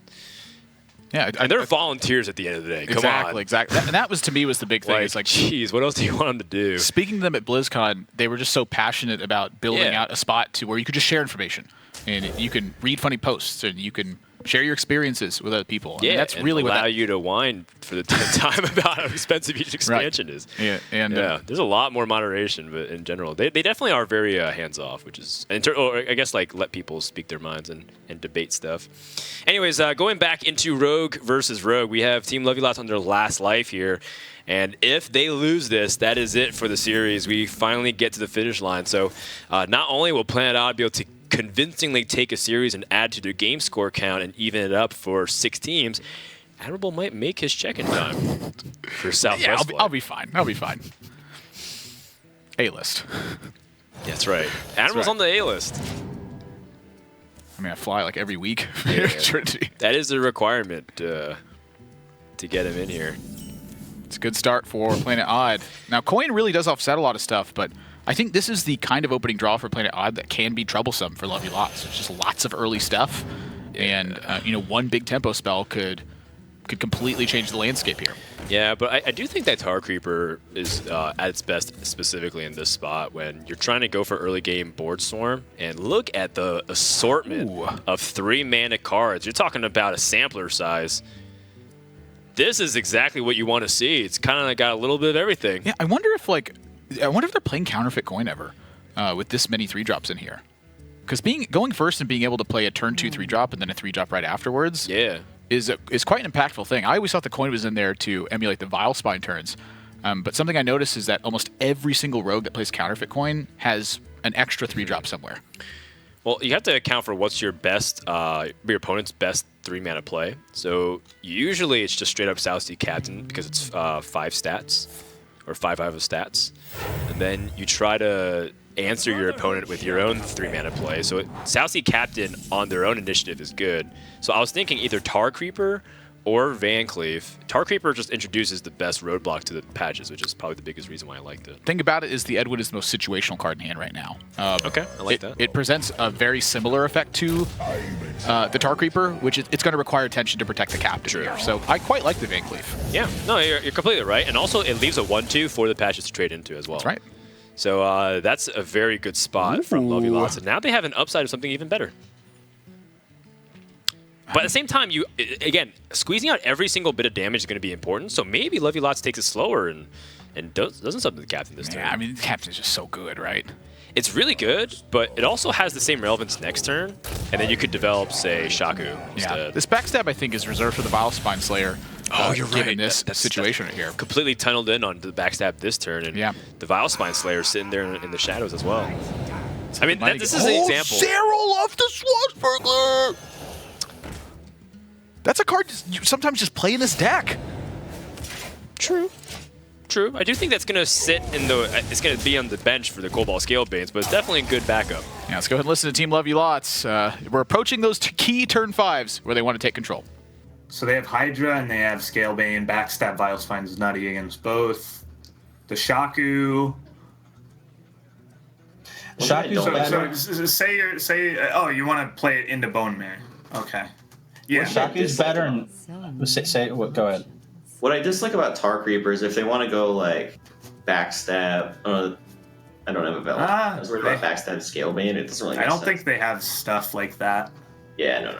Like the Tar Creeper's good I now. like the Tar Creeper. Tar Creeper's good now. Later, like really late, it can be good, but we have Lich King for really late. Yeah. As far as saving us, so this blocks damage, which lets us play more liberally in the mid game. If they had a 5, they would jam it because it's the least likely turn to get Vilespine. We're looking good. And they traded nice. It was actually bad for us if it hit the 1/1.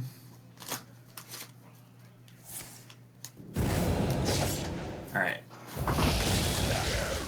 If we didn't coin the 3, we'd just be dead at this point. Yeah.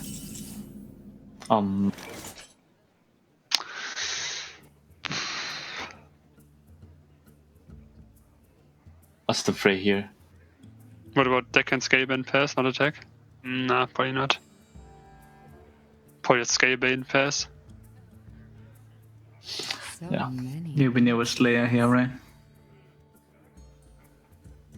No, I don't like Slayer. Like, we could play the deckhand to force him to dagger since it's a 4-1, but then we lose our combo potential. I like Slayer here. I wonder. Because they of are their Shadow Step. Okay. So Okay. they can, yeah, fine. So the Slayer, we have a Bone Mare target. Okay, go for it.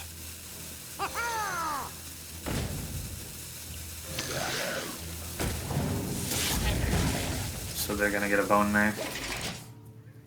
Yep. So Shaku SI. We could SI the 3/4 and trade the 2/1 in. That's what I was thinking. Yeah. Yeah, that's what I want to do as well. Soleil? Yep.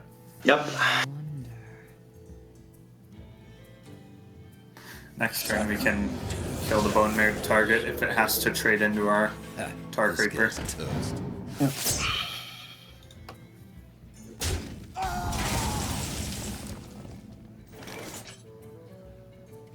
We can Zarya and Agent. You like it? I'm thinking. So if they Bone Mare next turn, do we have? Yeah, we have to do that. Like if we Bone Mare, they play their own Bone Mare. That's so bad. Like we Bone Mare, then they still trade us. I guess if we Bone Mare, we would just pass, not even attack. But nah. So we play 4-3, right? Yeah. Yeah. See what we can. So many wonderful poisons. Nah. No point in playing that now. And do the trade. Actually, would you ever get punished for going crazy? Probably. Just don't know how yet. Well, we can clear. We could, but do we want to? We could just set up another Tar Creeper, right? Okay.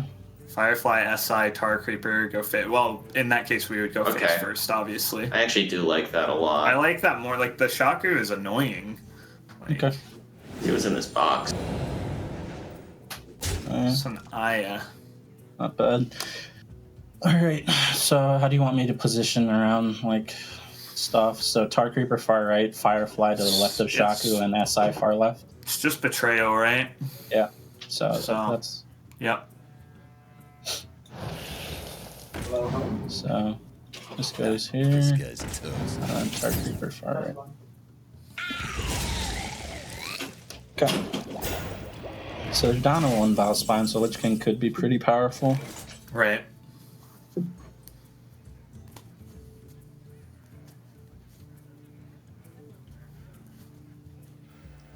Planet has a double Tox in their hand. That Zeril from the Poison Mind gave them a couple of really nice cards for a combo, but they don't have board initiative, and something that Lovey Lots did really well. And one thing that stuck out to me is their timing on the Shaku, because a lot of people, myself included, really like getting it down early because you never know if you want to open up your options with the card that you get.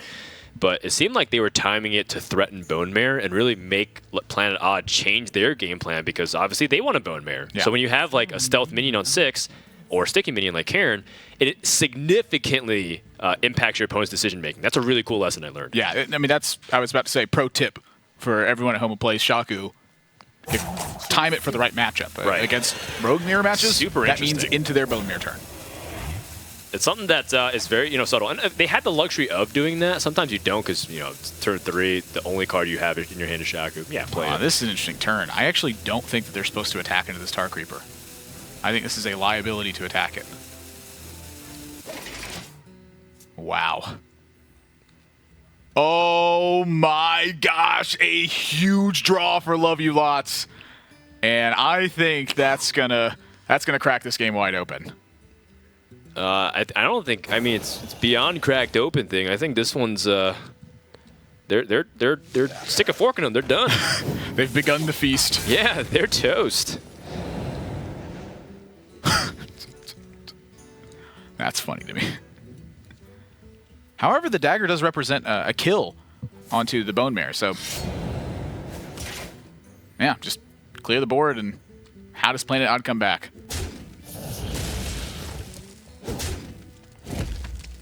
Two Briar Thorns from the Zeril as well. +3 attack is one of the worst ones in this matchup.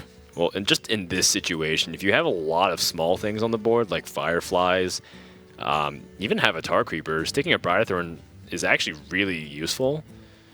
Not in this situation, though. Oh, that's ugly. Yeah, when you can't kill Shaku, that's when things get a bit tricky.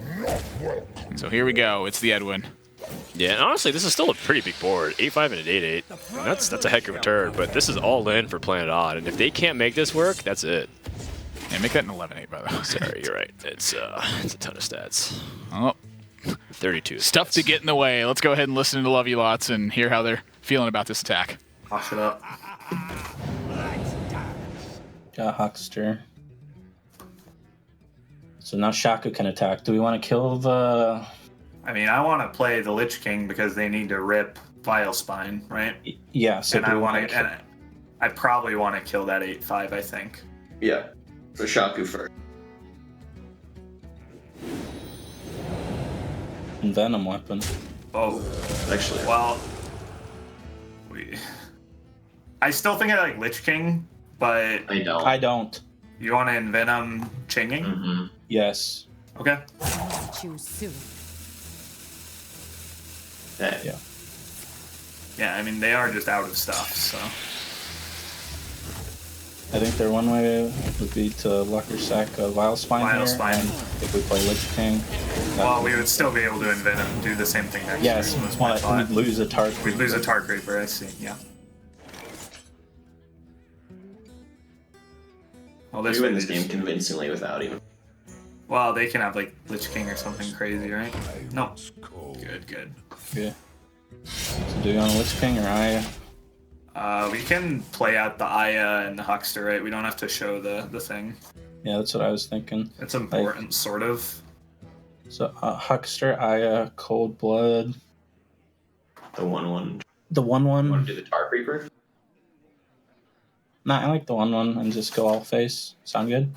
Oh, okay. Yeah, I want to go all face. I want to Cold Blood something. Okay. So...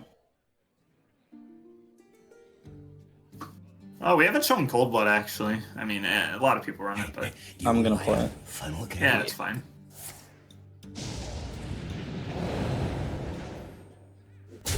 Okay.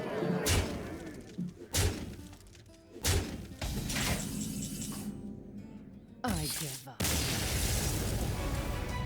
Okay. So now we probably need to beat Mage.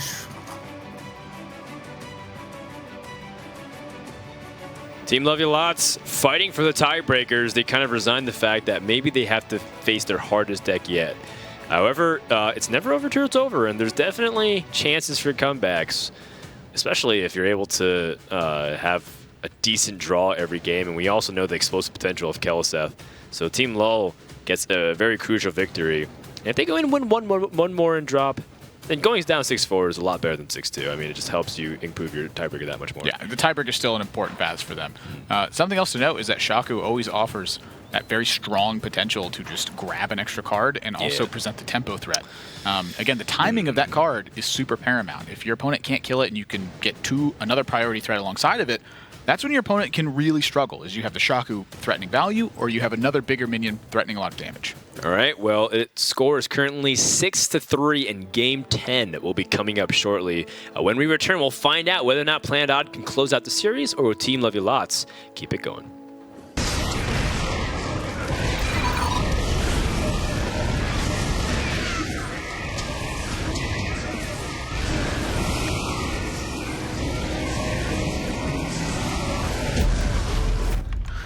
You guys seeing this?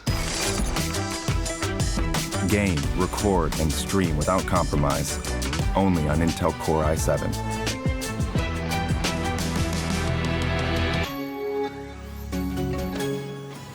Welcome back, everybody, to the Intel Esports Arena, live with the Trinity Series Season 2, regular season, week number 6. My name is Frodan. I'm joined by That's Admirable, and we are currently knee-deep, or maybe even a little bit further in, to the series between Planet Odd and Team Love You Lots. Game 10 coming up here.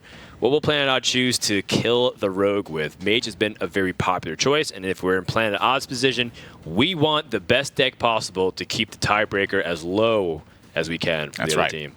Every win is vital at this point, and every loss is going to matter. If Planet Odd takes this set, it is a 6-way tie in match record for second place. Yes. Every game goes first, is going to matter. Second, eighth. Feels bad. Yeah. And it's all up to Muzz. He needs to win 3 straight games with Rogue after the win he just picked up. But if there's a guy who can do it, I would say it's the #1 points earner in the Americas region. Yeah. Often touted as one of the best, if not the best player in his region, alongside Amnesiac, Zalay, and a few others.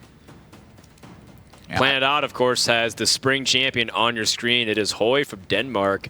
His teammate Surrender from Korea also did his part. He won 3 in a row. Yep. I mean, it's all a team effort in the end, but a lot of times we've been seeing today where they take so long to decide. It kind of is up to the player and how they want to take the lines. Yeah. And Surrender navigated some turns very skillfully, in my opinion. And it's really, I mentioned Muzzy and being the #1 points earner, but it's really hard to ignore the rest of the accomplishments of all the players here. Sixo's been incredibly consistent throughout his career. Surrender, in my opinion, the best South Korean player, and won the Summer Championships as well. Hoy, as you mentioned, Spring. Zalay was #2 points earner this year in Hearthstone Championship Tour, and I believe he was #1 last year as well. And yeah, and those are both good enough for pats on the back. Yeah, and Chalky is the 6-0 of Team Love You Lots. Very consistent throughout his career. That's quite the compliment. It is, yeah. I mean, they have a lot of tournament earnings under their belt. Yeah, 6-0 is widely considered to be a top 10 player in the world by many people, and we'll see if, this Control Paladin coming out here? It's the Forbidden Healing Doomsayer Wild Pyro Murloc Paladin. Yes. Yeah. See, this is more like the Panda Express of the Paladin decks we were talking about. You know exactly what you're getting with a Control Paladin. No, come on. Control Paladin is for the fine gentlemen who like to dine at very luxurious places. It's like it's more like Tau. If you, I don't know what that I guess is. you don't know. You don't know. Okay, well, what is that? It's like a more high-end Asian fusion cuisine place. Very expensive. How much more high-end does it get than PFJ's? I mean, yeah, I'll take you to some places here and there, Honorable. Yeah. If you can have a choice. Make your flight and go home to your very nice house in the North Bay, or you can have dinner with me at P.F. Chang's. I'd like to go home. I have some sleeping to do before I Well, it's fly a one-time right back offer. here. I'm never offering. Never offering again. And that's a sign, I think, to Love You Lots of what's going on in this matchup. Yeah, hero power pass. These are some eyebrows raised moments here. And Captain joins the hand. I mean, I see a hungry crab waiting, talking about going to dinner. Yeah, you can see his claw pincering in weight, right? He's looming in the shadows or right behind the vines. He's even drooling at the opportunity at taking that captain and eating him for dinner. Maybe it's just me, but I don't think that a pinkish, purplish, lavender-colored crab is hiding that well. Yeah, I never said he was doing a good job. Yeah. I'm just saying he was. But somehow it works. Yeah. You never see it. Yeah.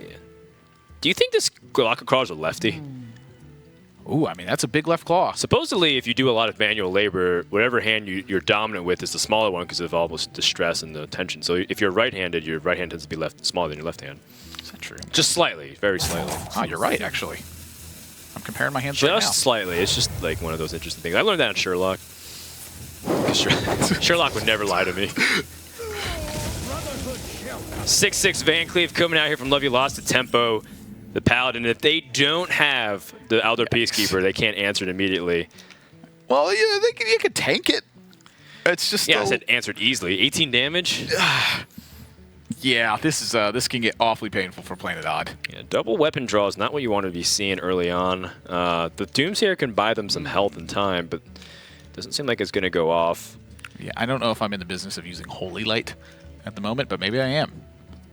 I mean, taking 18 damage is only okay if you feel like you can recover from that position. They do have Consecration if their opponent goes wide with like fireflies and whatnot, and like small patches. It's a tough sell for me to take 18 or to wait, because if they wait, the board's going to get even bigger, and they're probably still going to be forced to take a lot of damage. Here's an interesting thought, though. If Planet Odd plays Rattling Blade and takes 18, and they let their opponent put them down even further with South Sea Captain, they have Doomsayer Galaka Crawler or like Galaka Crawler Hero Power on the following turns as well. They're going to favor the Doomsayer, it looks like, and this also opens up the True Silver Consecration if they took that route. So maybe they just take 12 from this, but let's go ahead and listen to Love You Lots. This looks like a pretty easy clear to me. It's weaker to Pyro quality, but it is, but you do not have that ever. By the way, Pyro quality doesn't kill our patches. Wait, are you sure? Positive. Oh, jeez. Didn't they like change interactions? I don't know if that changed this interaction. I don't believe it changed this one, but you're right. They did change interactions. Clock, huh? Reporting for duty. SI double trade. Oh. Yeah. I'll get over it. It's okay. We have a lot of time in this matchup. We've got the Vile Spine. We just need to find a way to activate. I guess equality. Ooh, wait. I think that's better than Wedding Blade. I'm not sure. I think like it's fine to kill it. Yeah, because like this is always going to be good against other things. Okay. But I just think if you play now, it kind of kills the SI as well. What if they have Shadow Step? Yeah, okay. Actually, Shadow Step is... Also, if we go Wedding Blade Hero Power, we can kill we can clear the board against the 5/5 with Consecrate. Yeah, do Wedding Blade. Like, so I know, so I shouldn't just concede to Shadow Step here.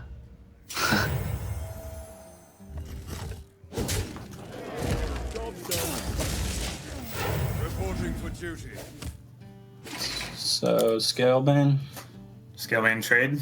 Yep. Seems to be the play. You are not welcome here. Did they play this matchup ever? I don't know.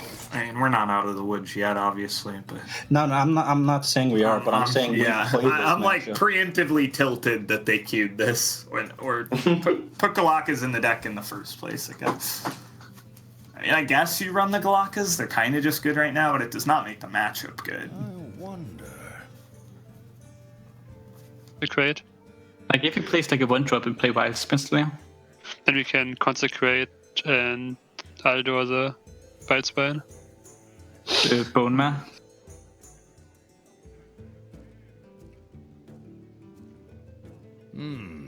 If you Consecrate here, they're just like... then they can definitely Bone Mare on turn 7, because then they just have a free turn to play anything. You can go True Silver Elder next. I want to play Cairn, hope... Like, if they kill it, then we... With Wild Spine, then we Consecrate it, Aldor. If they don't kill it, then we just... Damn it, I like killing the... Cairn. Like, Cairn is definitely better, but do whatever. I was thinking my flavor when I was piloting, so I'm fine if you think it's different. And yeah, kill the 6-2. Yes. Yes. I'm fairly sure that like against fight span into if they fight span into Wait, do we want to clear? That'd be the question. If they steed this, it is a bitch. Well, we have sets up lethal. Well, not if. Yeah, it sets up lethal if they can't interact. No, it doesn't set lethal. What am I doing? If they steed, they get the 2/6 after we Vile Spine, right? And they get. I kind of want a Vile Spine. Wait, what if we just Scalebane and Faced?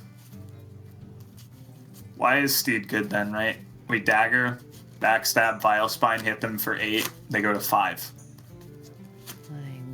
That'd be weak to quality stuff. Why? We're always weak to quality stuff. If we trade out, we're even weaker. So I want a Vile Spine, a Taunt, not a Yeti. Yeah. Like. So Scalebane, do you want to play Firefly? No, don't play the Firefly. We need them to trade into an 8/5, right? That's the point, I think. Like, they steed.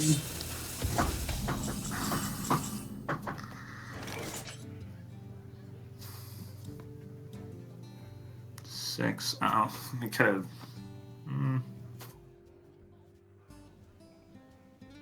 What do you mean? I mean, you could consecrate, trade into one, and then Aldo the other one. That's what I'm saying. Then we have a 4/5 and a 3/3 against the 1/5. And then if you play Bone Mask, you're gonna get a 5/9.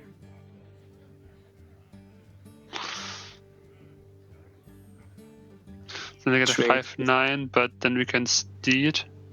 But the steed trade's so bad now. I'm saying like, you can steed next turn after he bone mirrors if you consecrate Aldo now. Right? Must move quickly. So we have like 9 attack then. Yeah, 2 consecrate. Just consecrate. It works out. One of them ran. You don't gonna do the value trade, right? No, don't do the value trade. Kill the big. Like, yeah, look at our HP. Yeah, like if you bone mass now, it goes to 7. So, oh yeah, you said 9, and I said 9, but took 2 from consecrate, so it's 7. Fine now, suddenly. So if we go Backstab, SI, Cold Blood, Firefly, hit him in the head, and they play Tyrion. I like that the most, I think. Something like that. How do we want to play this Firefly, if at all? We kill them through Tyrion this way is the thought, right? We push 5, we push 7. We could also Backstab the... I want to kill the Eldor, yeah. I don't want to kill the 4/5. Yeah. It does nothing more than the 3/3. Yeah. So Backstab. So Backstab 3/3. We're gonna dagger it. We're gonna Cold Blood our guy. We're gonna SI face, and we could play 1 Firefly, but I don't know if I like that. This way they have no value trade with their guy. But yeah, I like the Firefly. Okay. I mean, I don't dislike it. I don't see any reason why it's strictly bad. Why? Yeah. It's like better against Terran. Makes them feel safer. Yeah, it's better against Terran. That's quite It's not like saving it helps us. I don't care about them. Wow, this game has been nuts, Dan. Yeah, but this game has been very enjoyable to watch if you're really into technical Hearthstone, because both teams have had many chances to make an immediate obvious play the first thing that stands out to you, but it doesn't lay a good foundation for the future turns. Every single turn, they've thought about an immediate obvious play that we picked up on, and then they immediately think of a better line with some subtle nuances of like, this sets up for better turns if they play this, and also because we can plan out our future mana like this. It's been an excellent game, in my opinion, but the best played game of the day. I mean, Planet Odd may be reading this as no Vile Spine at this point. There have been so many good opportunities to Vile Spine. Yeah, I've been wanting Vile Spine for a long time. I've been wanting to set up Spiker Steve for a long time. And look at this. Still, they're patient and they wait. And this was a great setup in the face of a Vile Spine here. Maybe they did read it as Vile Spine. But Planet Odd at 6. Salsi Captain's kind of a dead draw here. I think they might get out of this now. Right. It's kind of hard to turn this down. If you're Laviolats, you're kind of all in on the board here. You got to Vile Spine this Wicker Flame, and that is pretty darn good news for Planet Odd. Yeah, because now they have double taunts to lock their opponents out. And the good news, though, for Lovey Lots is that it doesn't seem like if your opponents play Tyrion, that the Vile Spine will get immediately locked out or immediately killed, so that way you can have Shadow Step as a potential way to get out. But this is effectively an all-in from Lovey Lots. Oh my. That doesn't do anything right now, I don't think. But it's a defensive draw for later on. And there's the big payoff with Steed. Such patience from Planet Odd. And Lovey Lots has also been able to change their lines as well. And I can't believe a Control Paladin is just going toe-to-toe with a Rogue that's pretty much had an early Van Cleef into a good curve. And I loved the push that Lovey Lots made this game, but the Aldor Peacekeeper was a big punish to that double Scalebane turn. Right. Without an Aldor Peacekeeper, that double Scalebane turn, I think, would have closed. What's so funny, too, is Planet Odd even accounted for the Scalebane. So that, if they play Scalebane, we have this like consecration set up, and we can do all those other things. Yep. And they've been so good at utilizing the resources at the right time with change, with extra cards to spare. Like, they never even had to use Tyrion, even though Tyrion's really good to lock it out. And look at the life total that they're hovering at as well. Yeah. At 4 life, it is quite dangerous. That's as close as it gets. They are quite comfortable in this spot. Only Eviscerate or something wacky is going to kill them. And Eviscerate is not always found in Rogues. It's true. If they have Keleseth, Eviscerate is guaranteed not there. At this point, Lovey Lots' best chance to win would be to... Oh my! That doesn't guarantee a heal? No, but... I think either one of those heals is huge, though. Hold on. Let's think here. Is it better to Tyrion or better to consecrate True Silver? Or is it better to play Rag? I don't know. Rag's not guaranteed to heal, but if it heals a minion, it's also really good, too. Like, you heal either the minion or yourself, and either of those targets I think you're okay with. Healing the minion is actually... might even be strongly preferred. Now, forgive me, Dan, it's late in the day, but have we seen Keleseth from Lovey Lots yet? 'Cause I know that they have been running Eviscerate in their Rogues lately. I can't tell you for sure. I feel like they drew it late in the game where it didn't matter, but I know Planet Odd certainly has been. Let's go ahead and tune in for what Planet Odd's thinking. Is better again. I like Consecrate True Silver. I think that's better against... They get some less outs from the True Silver. Move quickly. But I'm not very sure. I didn't think about all Paladin cards. I'm not claiming I did. But I like to be aggressive too. Okay. Then let's mark.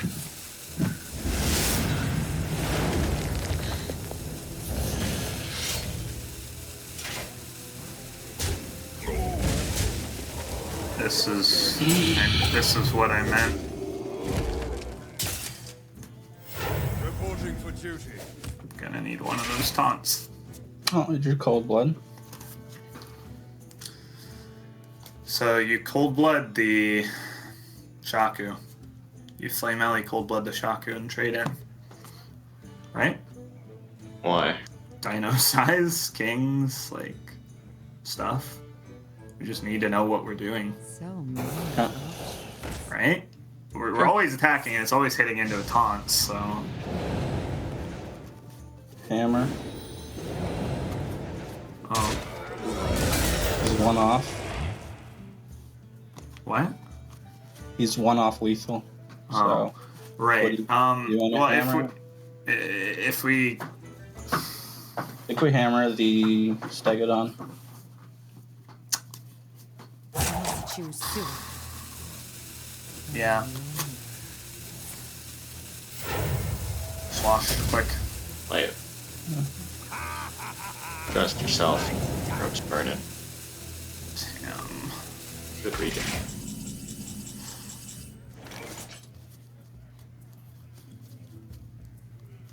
We play So, Happy Rack or Tyrion? Tyrion. Right. I like Happy Rack.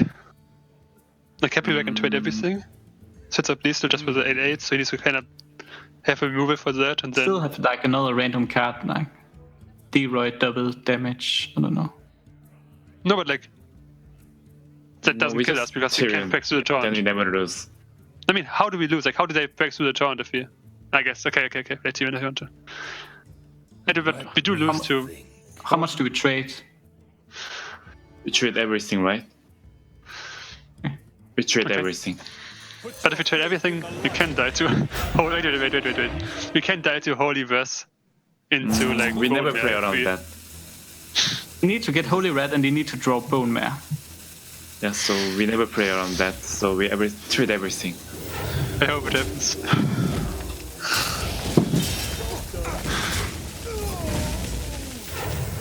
But what does a player want to clear everything? Like, what does the 1/1 do against this board? Like, in a Please, random just hold your rest. Do it, daddy. Boo.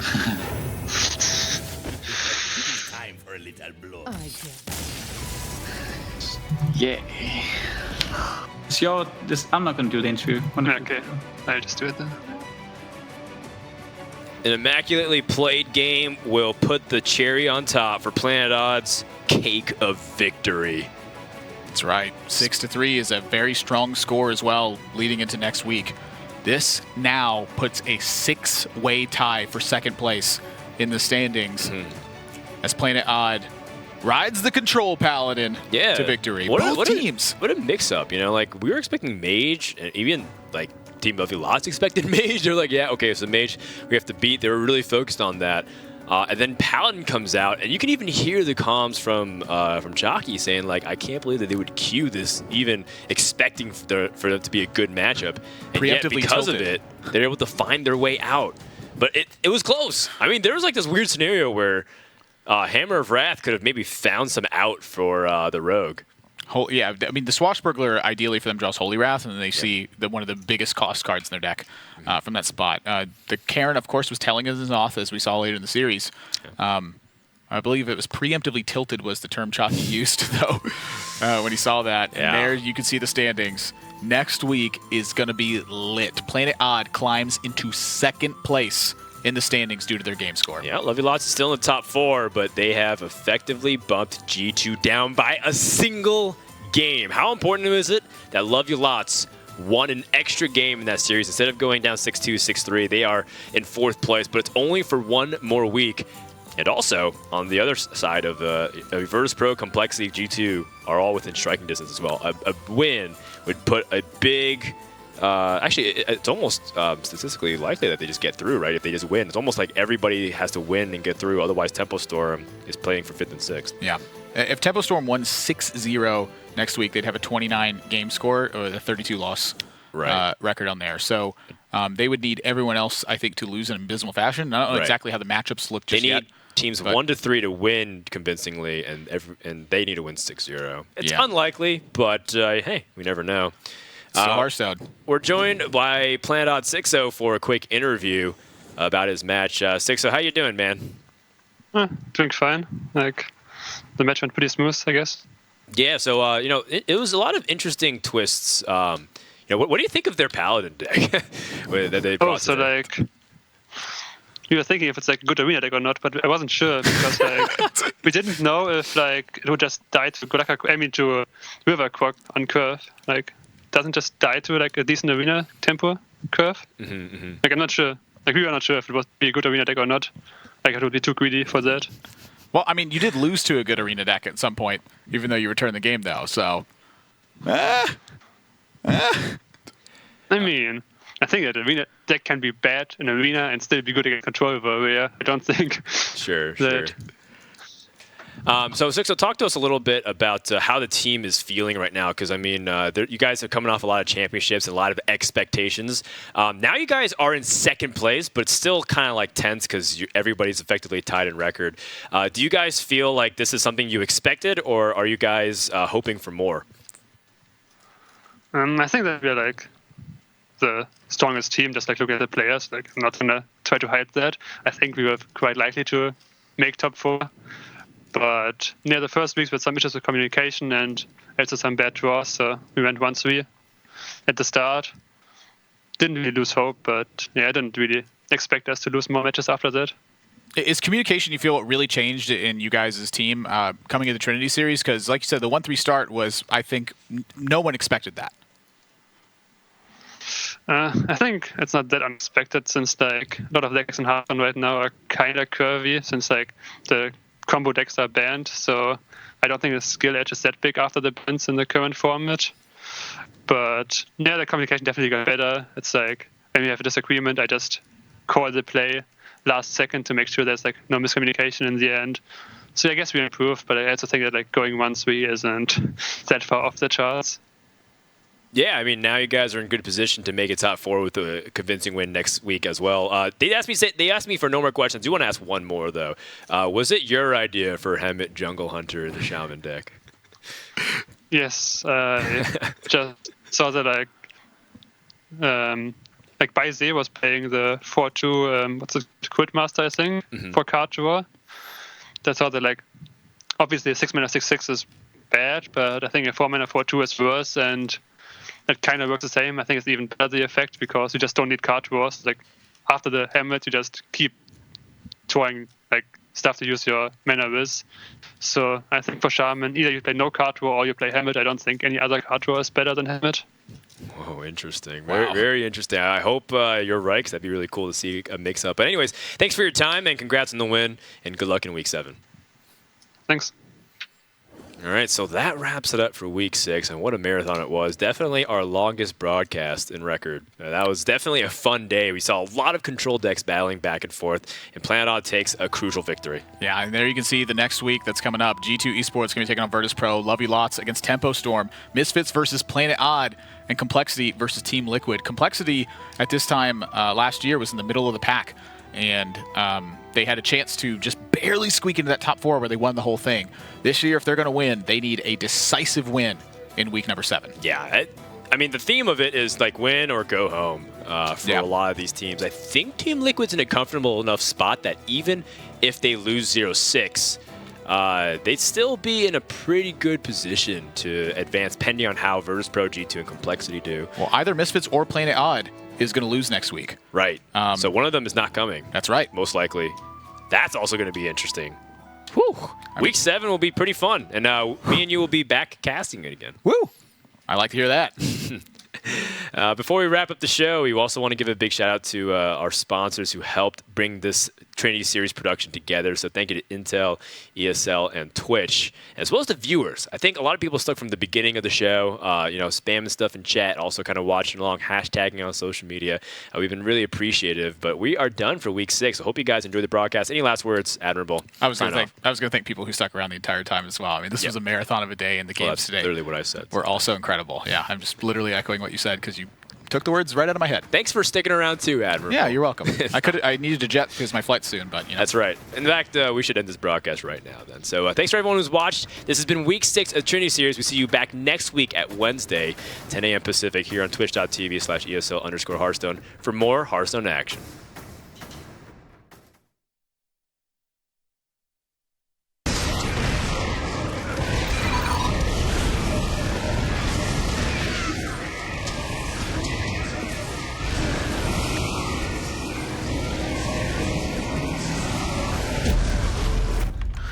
You guys seeing this?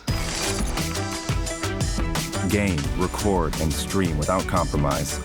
Only on Intel Core i7.